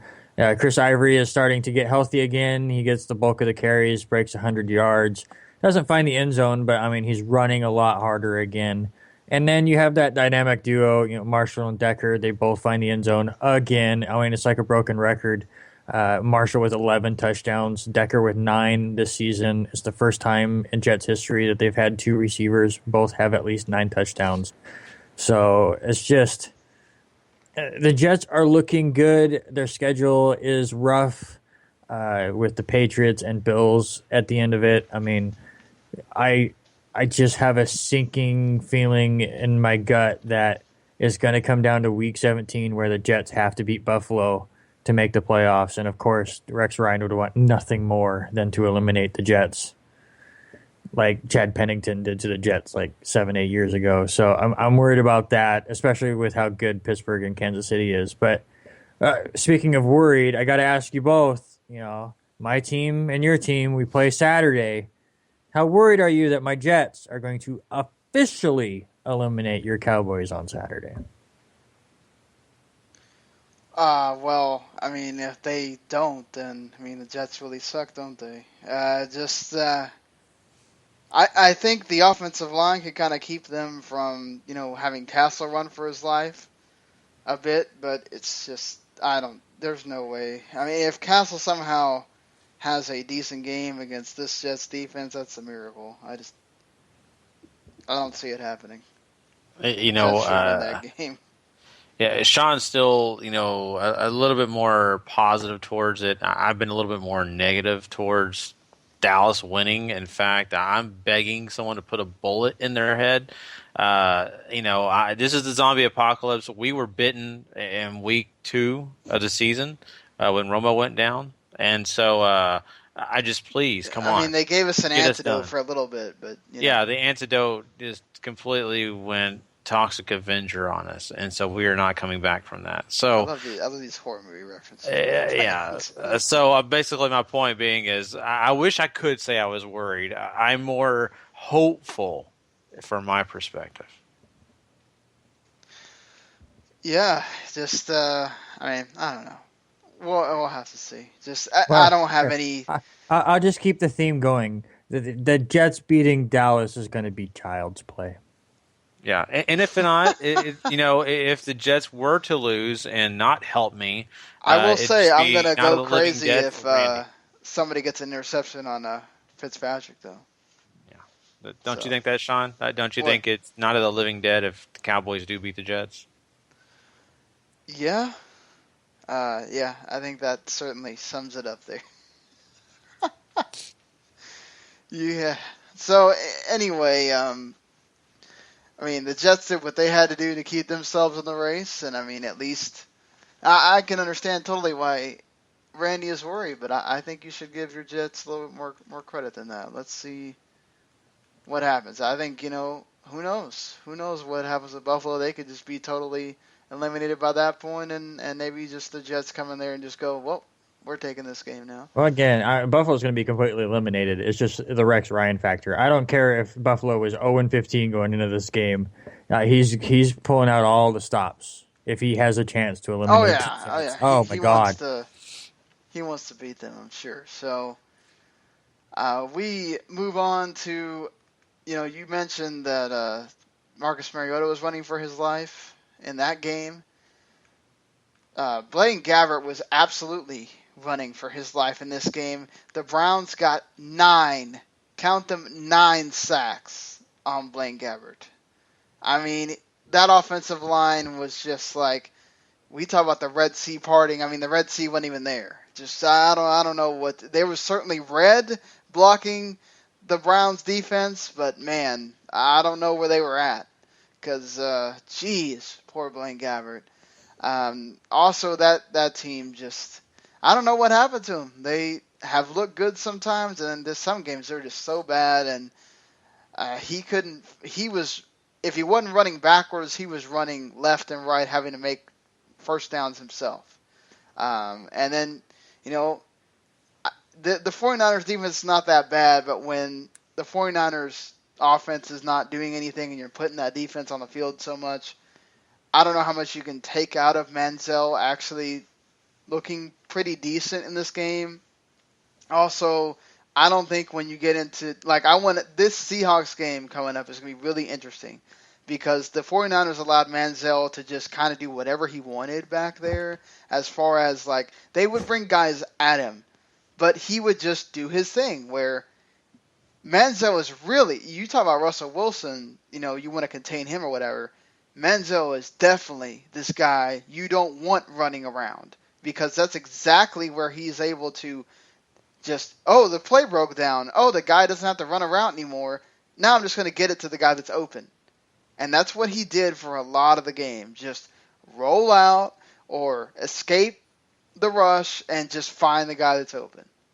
And when you let him do that, he's going to hurt you. And he definitely did it in this game with, he found Gary Barnidge pretty well. He found, Benjamin. Also, what really helped him a lot is Isaiah Crowell went nuts in this game. He had 2 big, long runs.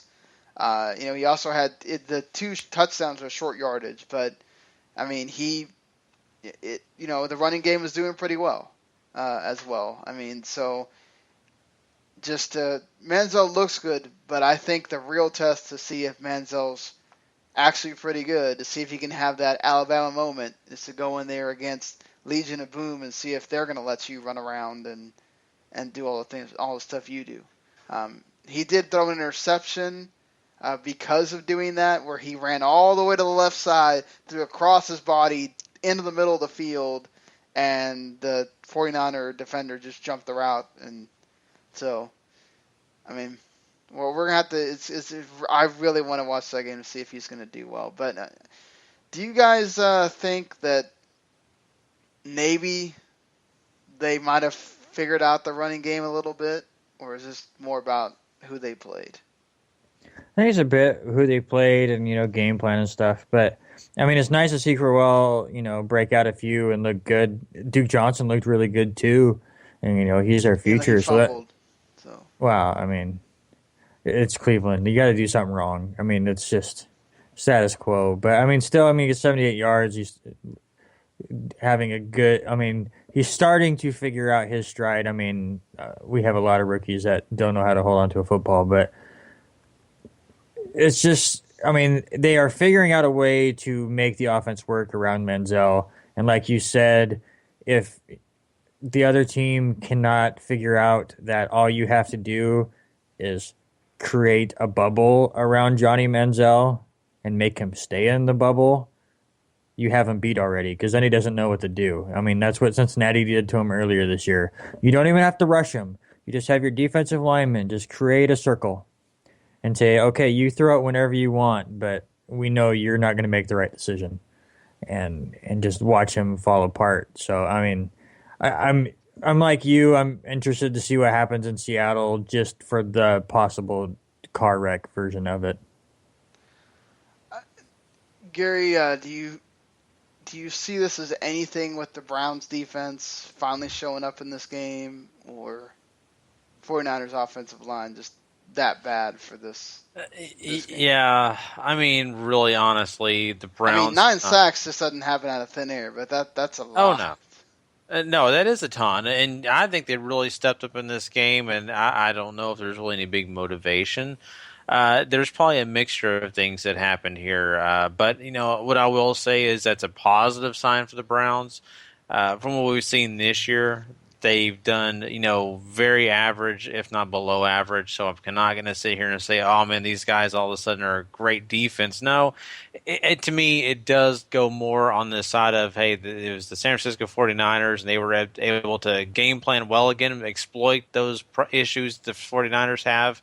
They did a great job doing that. But, if I'm talking about the future, possibly they have some stars on this defense that could do something. But right now, I'm not going to say that. All right, so we will move on to the final game before we get to the two kind of more, Sunday night games always last, so we get to a much more interesting game there at the end. The Rams taking on the Lions in a game that we know doesn't matter. But, hey, at least Todd Gurley finally came back. Yeah, I mean, not only did Todd Gurley come back, but Tavon Austin played really well. It was like the Detroit Lions never watched the Rams all year.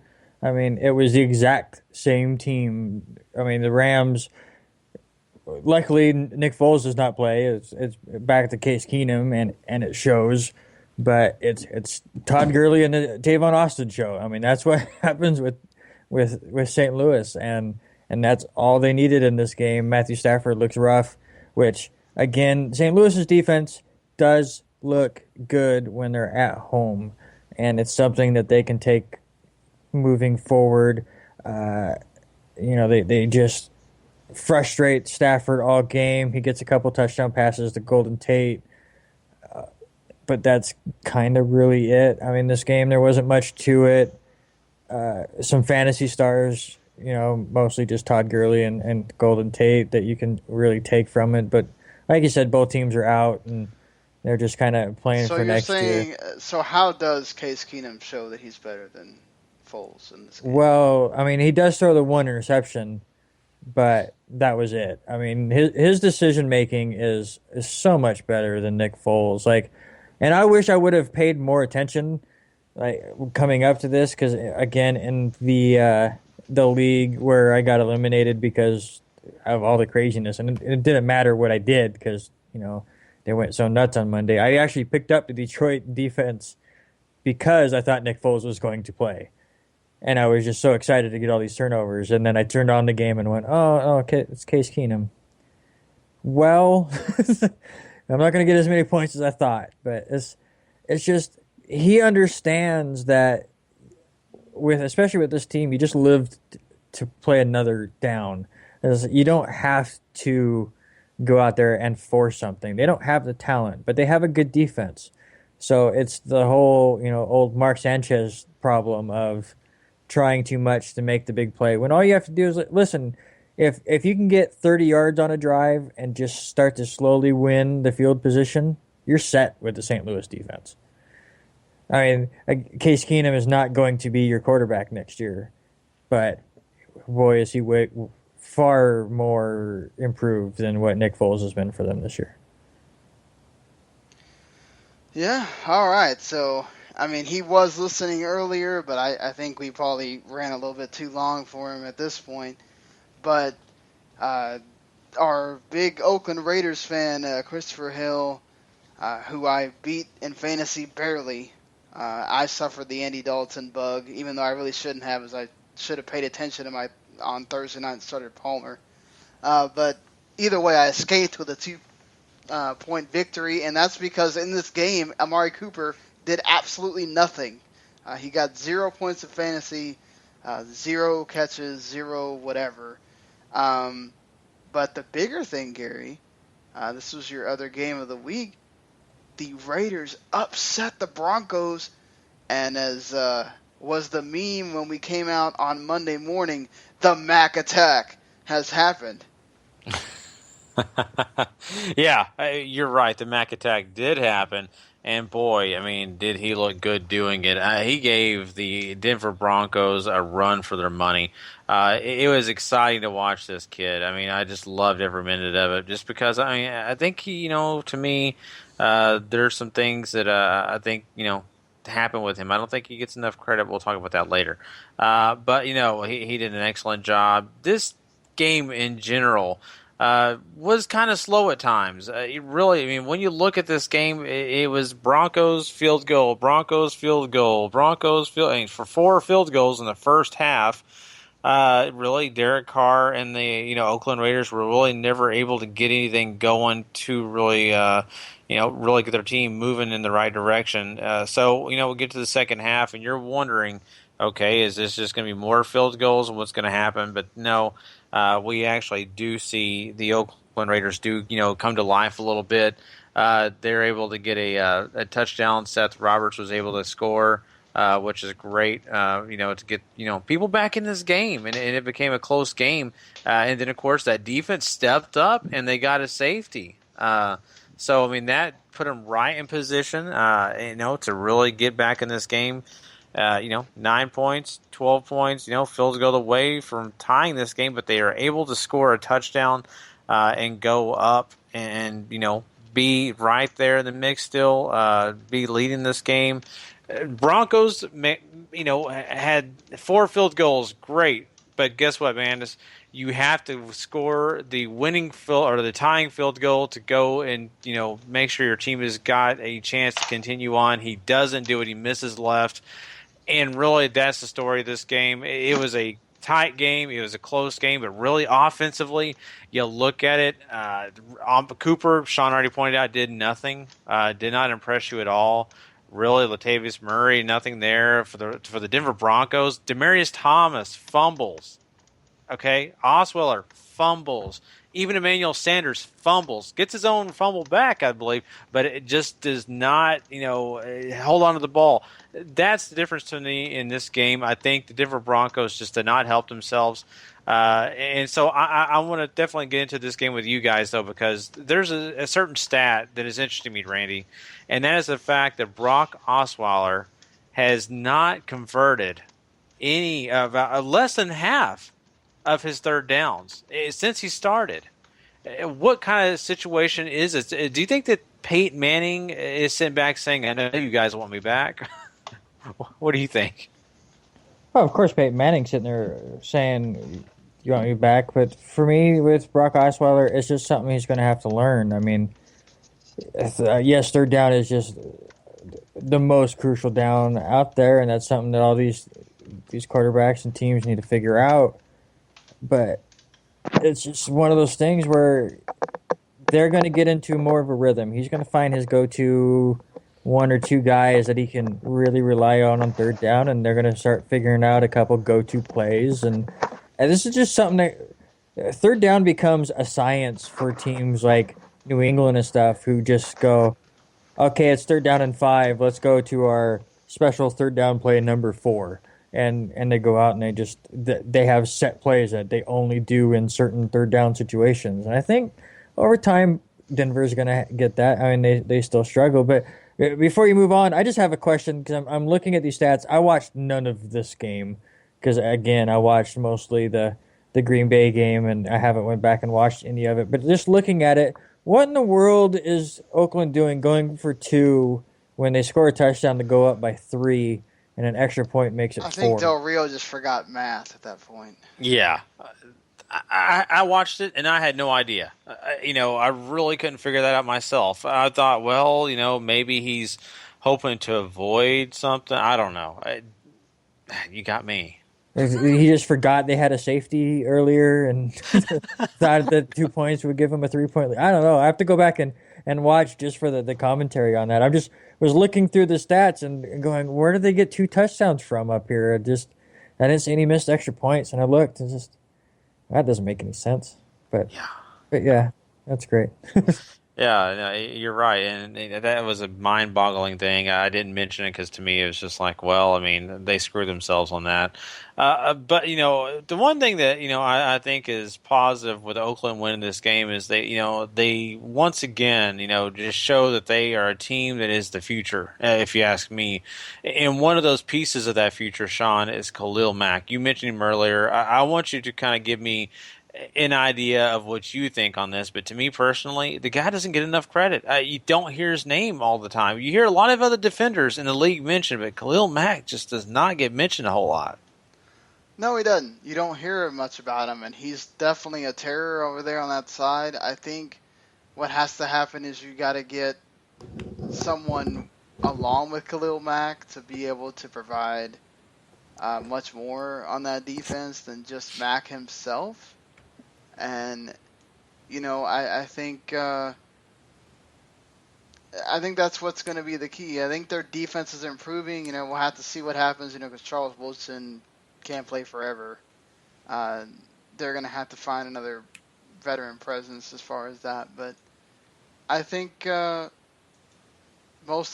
you're looking at this game, really, it was the Khalil Mack show, honestly, on that defensive side. And everybody else, you didn't hear much about him. You're looking at a Mario Edwards or Malcolm Smith or something like that, and you're saying, oh, these are some of the guys that are supposed to really be helping him out. But, hey, at least Mac realizes I got to do this for my team. He had all the sacks this game. It's amazing. Just absolutely amazing. Oh, definitely. And, I just think that he's going to be a corner piece of this team in the future. And I'm looking forward to seeing what they can do. But, like I said, just a slow game. But, for the, end of it, it was kind of a tie. Sometimes with these divisional ones, Mm-hmm. It was kind of like the game last week with Denver, with the Chargers, too. It wasn't anything, to behold. So, the thing with the way Khalil Mack was, I don't think Peyton Manning changes that at all. In fact, he could have been worse because he can't move. So,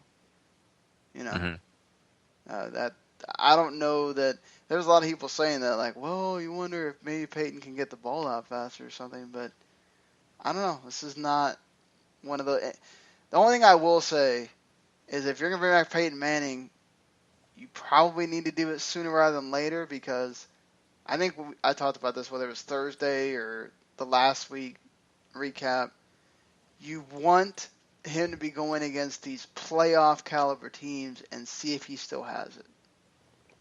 You don't want him going against, I don't know who they played last game of the season. Is it somebody irrelevant? I don't think you want him to come back just in that game. Mm-hmm. Because coming back just for the Chargers game, you need to see what he can do against an actual good team in the Steelers and the Bengals before you say, okay, he's our guy for the playoffs. Mm-hmm. So that's something to think about. Certainly, if you're the Broncos, which I'm sure they might be thinking about, since we're talking about 2 mediocre games in a row for Brock Osweiler. But we go to this last game here. Gronk returns for the Patriots. He gets a touchdown, even though he's still a force, but this is almost kind of like, I forgot which year it was, where he made himself come back in the Super Bowl and he wasn't completely himself, and you could kind of see it. He was hurting. But him being out there obviously makes things easier for some of the other receivers. What did you? This game was still technically close going into the fourth quarter. It was only 20-6. just I couldn't really see Houston doing. They weren't really doing a whole lot offensively, and that was the issue. I think here it was the offense really. Nate Washington also dropped a few like deep passes, which was a thing. Nate Washington was beating the defender multiple times, but he just couldn't make that catch when it came down to it.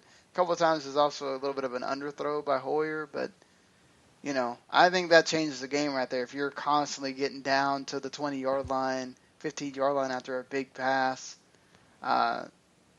Didn't hear a whole lot of DeAndre Hopkins either. Running game wasn't as a big factor, but hey, Jadeveon Clowney looked pretty good in this game though. He had a sack on Brady. He could have almost had another sack. So I think, for next year for the Texans, or even in the rest of this year, if Clowney can keep it going, that they got two total studs on that defensive line now.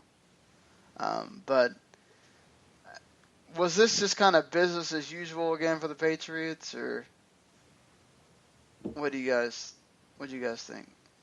Yeah, I was really disappointed when I heard Gronkowski was back because I just knew my pick was going to be wrong.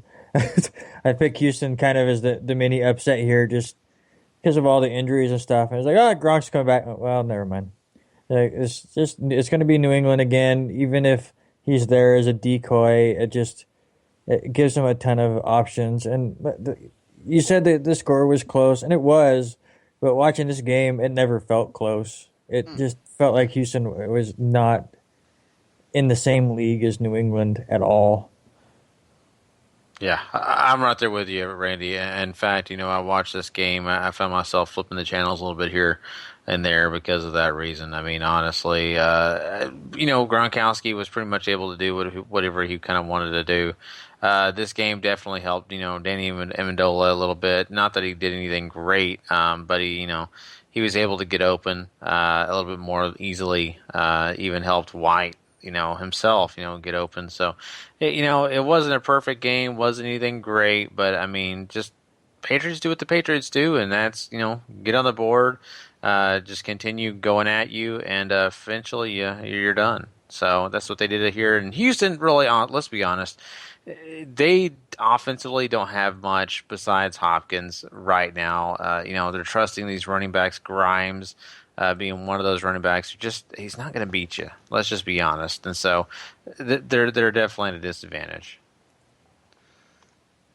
Yeah, they're certainly at a disadvantage, but again, I mean, I'll give them credit, they tried. I mean, it's not like they went out there and just had complete and utter just stink job offense, wouldn't do anything. They were a few of those long passes away from possibly the game changing there, but that being said, we saw them, how they played against the Patriots team. We also saw J.J. Watt, who was your sack leader before the Mac attack happened, go out there with basically a club on his hand, very much like JPP is. Should he really have been playing? It's hard, isn't it? It's hard to say because this guy, he has his heart completely in the game and he wants to be out there. And I always say this when guys wear those clubs. Okay, sure, you can play, and as long as you think you can be effective, but I just think mentally and psychologically, it puts them at a disadvantage, and they don't even think about that. I don't think at times. I think they're just wanting to play, and it hurts you big time more when you're tackling because you only have one arm. You're exactly right. Yeah. So, I mean, I think we can kind of play that same game here with Houston that we play with Kansas City because, we're looking at they'll be the 4th seed. They'll be taking on either Kansas City or the Steelers. I think it's kind of, similar to the Kansas City on what is the big factor of what scares you. But what do you think would be their? You think it's Hoyer on Houston's side, or is it something else? As far as what they have to worry about, yeah, I think like it's what do they have to worry about? There's just no weapons. I mean, New England showed it. You put a lot of people on DeAndre Hopkins and say, okay, beat us somewhere else. and they just can't right now. They just don't have enough out there. Brian Hoyer is just not good enough to be able to turn people into decent weapons. The running game's still not there. And just on the other side, I think what you worry about if you are a Kansas City or Pittsburgh or Jets or whoever who may face them in the playoffs. I mean, the only thing I worry about it's going to be a home game for them, and that's about it. I'm not even really as worried about their defense anymore. All right, Gary. Yeah, I mean, I think really, Randy pointed out that offense doesn't scare you. It really doesn't. I mean, sure, they can get some shots and maybe affect some things, going forward. But the defense is because they're home, which their defense plays way better at home. Plus, that's just the way I go with anyway. So I think Jameis Winston going in short week, trying to go against that defense is going to be pretty difficult. Yeah, you bring that up, and I think that also with the Rams, the quarterback situation sucks. Let's just be honest. I do like Case Keenum, but I just don't think he's great right now. I think this is another defense he can exploit, though. Yeah, I mean he can, but we got to put it in perspective. His exploitation of a defense is 1 touchdown. 2 touchdowns at the most. It's not the 5 touchdowns you're going to get from a better quarterback. That could be all they need in this game, though. Yeah, but I think Gurley is just the factor here. We're not talking about the St. Louis Rams. We're talking about the St. Louis Gurleys. Would you start Doug Martin in this game, knowing that defense you're going against, and this is the playoffs? It would be tough for me too, only because Doug Martin's had some good games this year, but he hasn't had a lot of good games, and he hasn't been consistent. So I probably would not. Would you say Gurley's a lock start then? I think Gurley, you got too much potential not to start him. So yeah. It's Thursday night game. Sometimes these guys can have stinkers. They can. Yeah, but I mean, I just it's so hard to sit a guy like that. What about maybe some people like I have interesting decisions for my flex, and Tavon Austin's one of these guys that I've played sometimes and he does great, and then I've played and he does terrible. I sat him this week, and he might have been able to offset my -6 points for the Cowboys defense that I got that pretty much lost me the game. Would you think Tavon Austin is a start here if you don't have the greatest situation with a flex or something, or let's say much of a risk? Let's say you had Rawls at your flex spot and you lost him for the year, and you're looking at your running backs and you got Grimes or you got somebody, I don't know, at that level. You're just not doing great. Your backups and your receivers, and so you got tough matchups at your backup receivers. I think Austin's a great play here. He could definitely help you out, but he is definitely, like you said, Sean, a very up and down player, very bipolar. I think the potential there is better than not. I think that I would play him only because if you have nothing else, he's going to give you at least a shot, because he does play a lot of reverses, and he also goes down the field. So apparently, Christopher's. I didn't see this because I'm charging my phone on the other side of the room. He says that apparently Kondo was injured and they don't have another long snapper for the field goal. Or for the extra point. Excuse me. So that's why they went for 2. Oakland, he says. Okay. Yes, that makes sense. Yeah, it does. All right. Hey, I'm glad that we got that explanation. That's cool. Yes, thank you. That's why we have the fans telling us, even though it was a little late. But, and he also says he's shocked that Latavius Murray almost to 1,000 yards. AFC leading rusher. Can't believe it. Yeah. I don't think a lot of people would have thought that, he was going to be the leading rusher, certainly. I think they might have thought he might have been in the conversation or something. But are you guys surprised by that at all? Right. I am to an extent, but then again, not. I mean, look at the running backs in the AFC. You had some big guys like Jamal Charles go down, and I think he's just snuck in there and done a good job. All right, fair enough. Okay, so we pretty much covered everything now. We need to get to. So let's make a final prediction here: Bucs or Rams? Give me the Rams. Yeah, I'll take Rams too. So the Rams.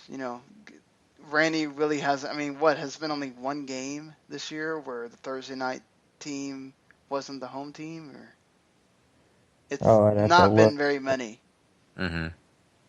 where it wasn't the home team. So, yeah. So there's your Thursday night preview, and let's move on to Gary's. This is the playoffs, Gary. You got to make them count. Waiver wire pickups. All right, guys. Well, let's be honest. If you're looking at waiver wire for your team this week, you're really desperate for a situation to fix a problem you're having. Now, I know a lot of people out there. Andy Dalton went down.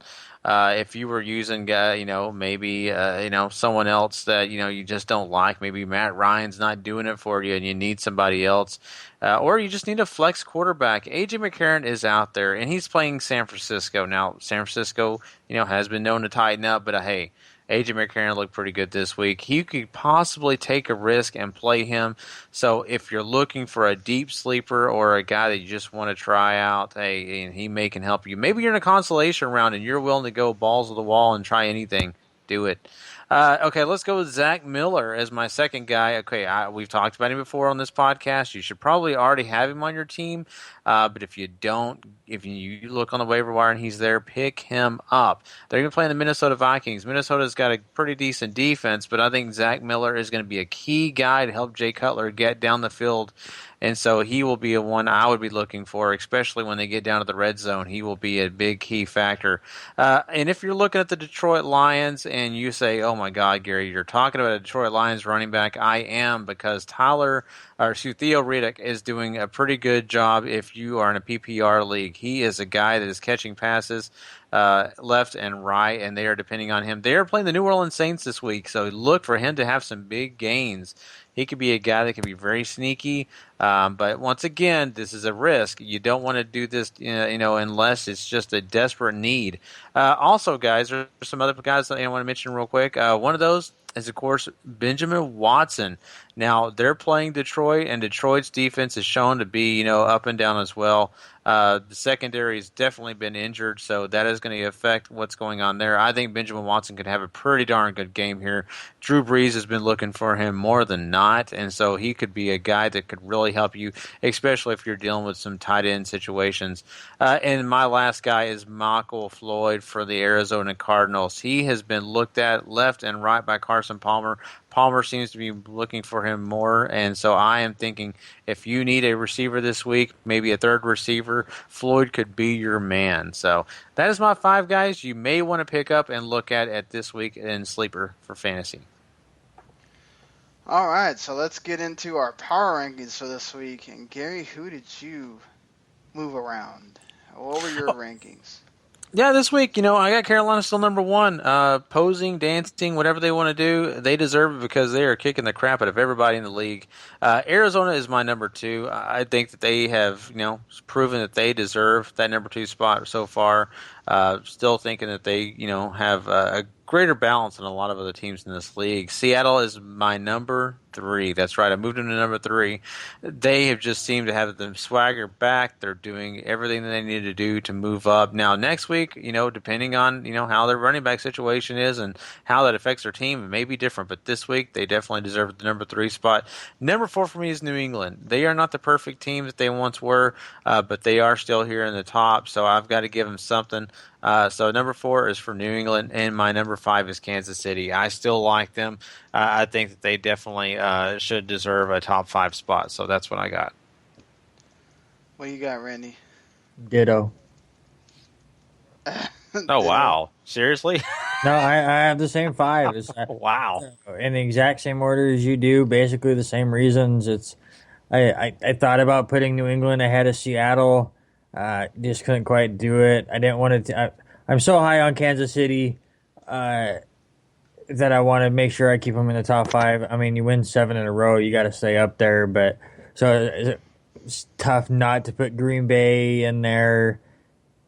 But I didn't. And same with Pittsburgh. Pittsburgh is probably really close too. And then it's weird to have a top 5 and have 2 10-3 teams not in it. But I mean, I'm down on Denver and Cincinnati still. So it's a very top. I mean, Cincinnati obviously takes a little bit of a hit without Andy Dalton. So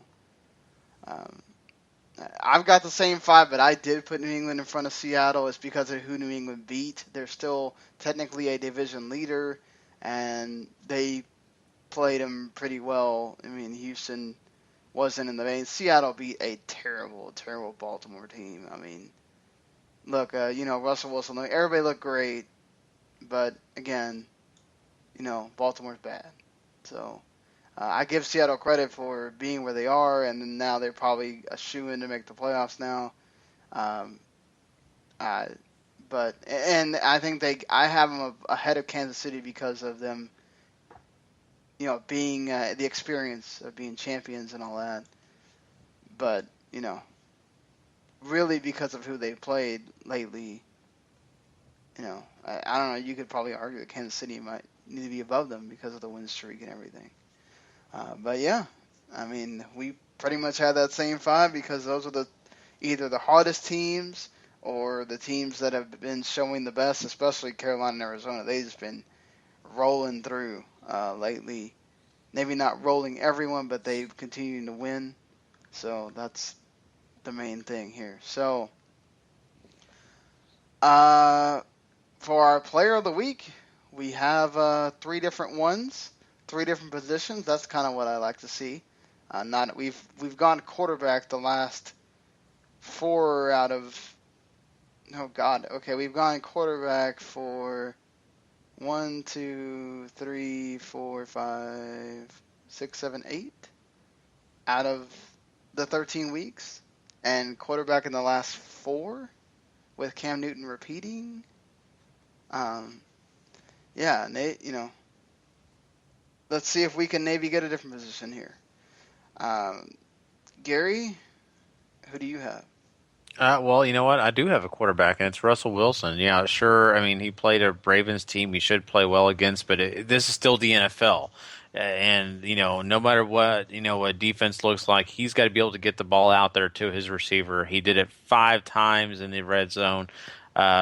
So there you go. I think, hey, he should get definitely a nod because Cam Newton had 5 last week. That's why we gave it to Cam last week.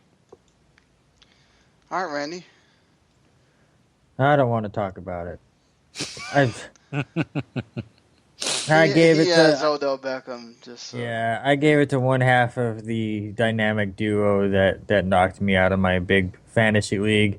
Odell Beckham Jr. completely just tortured Miami tonight.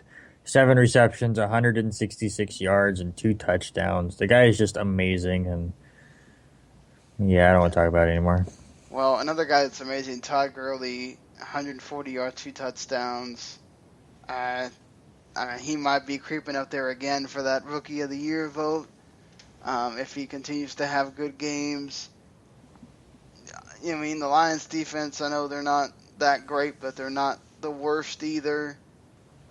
So I'm just throwing my hat in the ring for a running back who has only won once, and that was Carlos Hyde at the beginning of the year. So, looking at these teams, I think, this is really difficult. I think both players proved well this week, and oh man, Odell Beckham. Wilson wins, he would be our second repeat.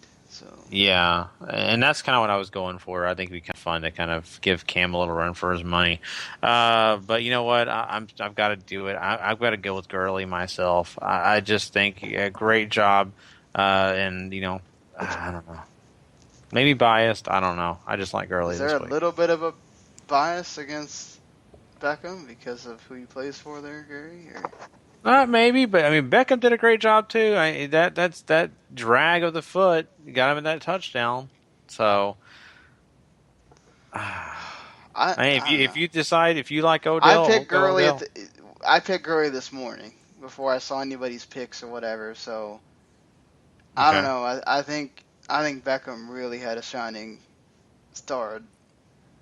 And it was to help his team get a win on the road to stay in the playoff hunt. Yeah, Todd exactly. Gurley has a good day, but I mean, at the end, what does it do? I think to me, Beckham deserves to me, Russell Wilson, obviously the best quarterback performance of the day, but it's against Baltimore. I hated to say it, but Odell Beckham lifts his team to stay in the playoffs is why I picked him. But Okay, yeah, let's go Odell. Let's do it. All right, so Odell Beckham becomes the 4th receiver we have picked this year. So there you go. I wanted a running back. It wasn't about Odell. It was just about the running back position. I know, and Gurley made a great case for himself, but I think Odell just really did great things for his team this week. So again, just to recap, Carlos Hyde, Week 1, Tom Brady, Week 2, A.J. Green, Week 3, Week 4, Devontae Freeman. Oh, I forgot we did have 2 before that. I forgot about Devontae Freeman. Week 5, Eli Manning. Week 6, DeAndre Hopkins. Week 7, Kirk Cousins. Week 8, Drew Brees. Week 9, Antonio Brown. Week 10, Carson Palmer. Week 11, Cam Newton. Week 12, Russell Wilson. Week 13, Cam Newton again. And Week 14, Odell Beckham. So you have to stay tuned till next week to see who we pick as the Week 15. And then, of course, we'll also have our Player of the Years and all that. See if we can pick a Game of the Year. That's going to be interesting. And, we'll see who goes. We'll obviously have our Week 17 Power Rankings, and then we'll have a top 5 teams of the year also. I mean, I'm pretty sure we're all going to know who number 1 is. But, might have some interesting debates between 2 and 5, depending on what happens. But, all right. That's it for our recap show. I'm really, really sorry this thing went way long. But I think Harry was on with us for a little while there. I think he at least took a nice chunk out of that, us going over the 2 hours that we usually like to hit. And we had some good conversations there in here as well. So. Of course, a Buffalo Bills fan messing things up. Right. Well, you can, of course, if this is your first time listening, if you enjoyed us, make sure you hit that subscribe button on iTunes or Stitcher or wherever else you listen to, which we are available pretty much everywhere there are podcasts. I'm still trying to get that entire WTM network out there on all the other places. And I've been so busy, and now with work getting crazy, it's hard to sit there and try to get a hold of all these places to make sure we're on there. But I'll work on it. And of course, if you watched WWE TLC and you enjoyed it, or you're looking forward to that NXT TakeOver London, as we kind of hinted at, we reviewed TLC and previewed TakeOver London last night or Sunday night or Monday morning on the Rest of the Max podcast. So you can go listen to that either on YouTube or wherever there are podcasts. And we'll be back with this show on Friday, of course, talking about that Rams and Bucs game. As long as my schedule doesn't change or anybody else doesn't change, all 3 of us should be doing the Dallas and New York Jets game on Ravel on Saturday night. So that should be fun. Unless, we're all together for the playoffs. That's probably the only other game we're going to do this season with all 3 of us. So you can all check us out on Ravel over there. And, of course, Randy, you have your video game podcast. Tell everybody about that. Yeah, if you like old video games, definitely check out backlogbusting.com, where me and a buddy of mine go through some of the games that we've missed over the years and see if they hold up or not. Usually brings up some really interesting debates between somebody who is playing it for the first time now and then somebody who grew up with it 15 years ago and, has the nostalgia glasses. And we usually break out into some really interesting stuff. Definitely check out our last episode where it's been so long I forgot what we did. We did Suikoden 2. I played a Sega Game Gear game called Sonic Chaos, which actually surprised me because it wasn't terrible. And Wes tried his hand on the weird platformer that was Tomba. So definitely check that out. And next week we have our own version of the Game Awards for our backlogs next week. Sweetness. And 4-1 should be having their. Well, January 7th is the date we're trying to hit for that. Still need some lists in, but I'm getting them in and starting to crunch the numbers to see who's going to be who's going to make that top 10. So that's going to be interesting as things move along. But all right, until Friday, enjoy the games. Hope your team is doing well, and if it's not, hey, you always got till next year. Later, everybody. Peace.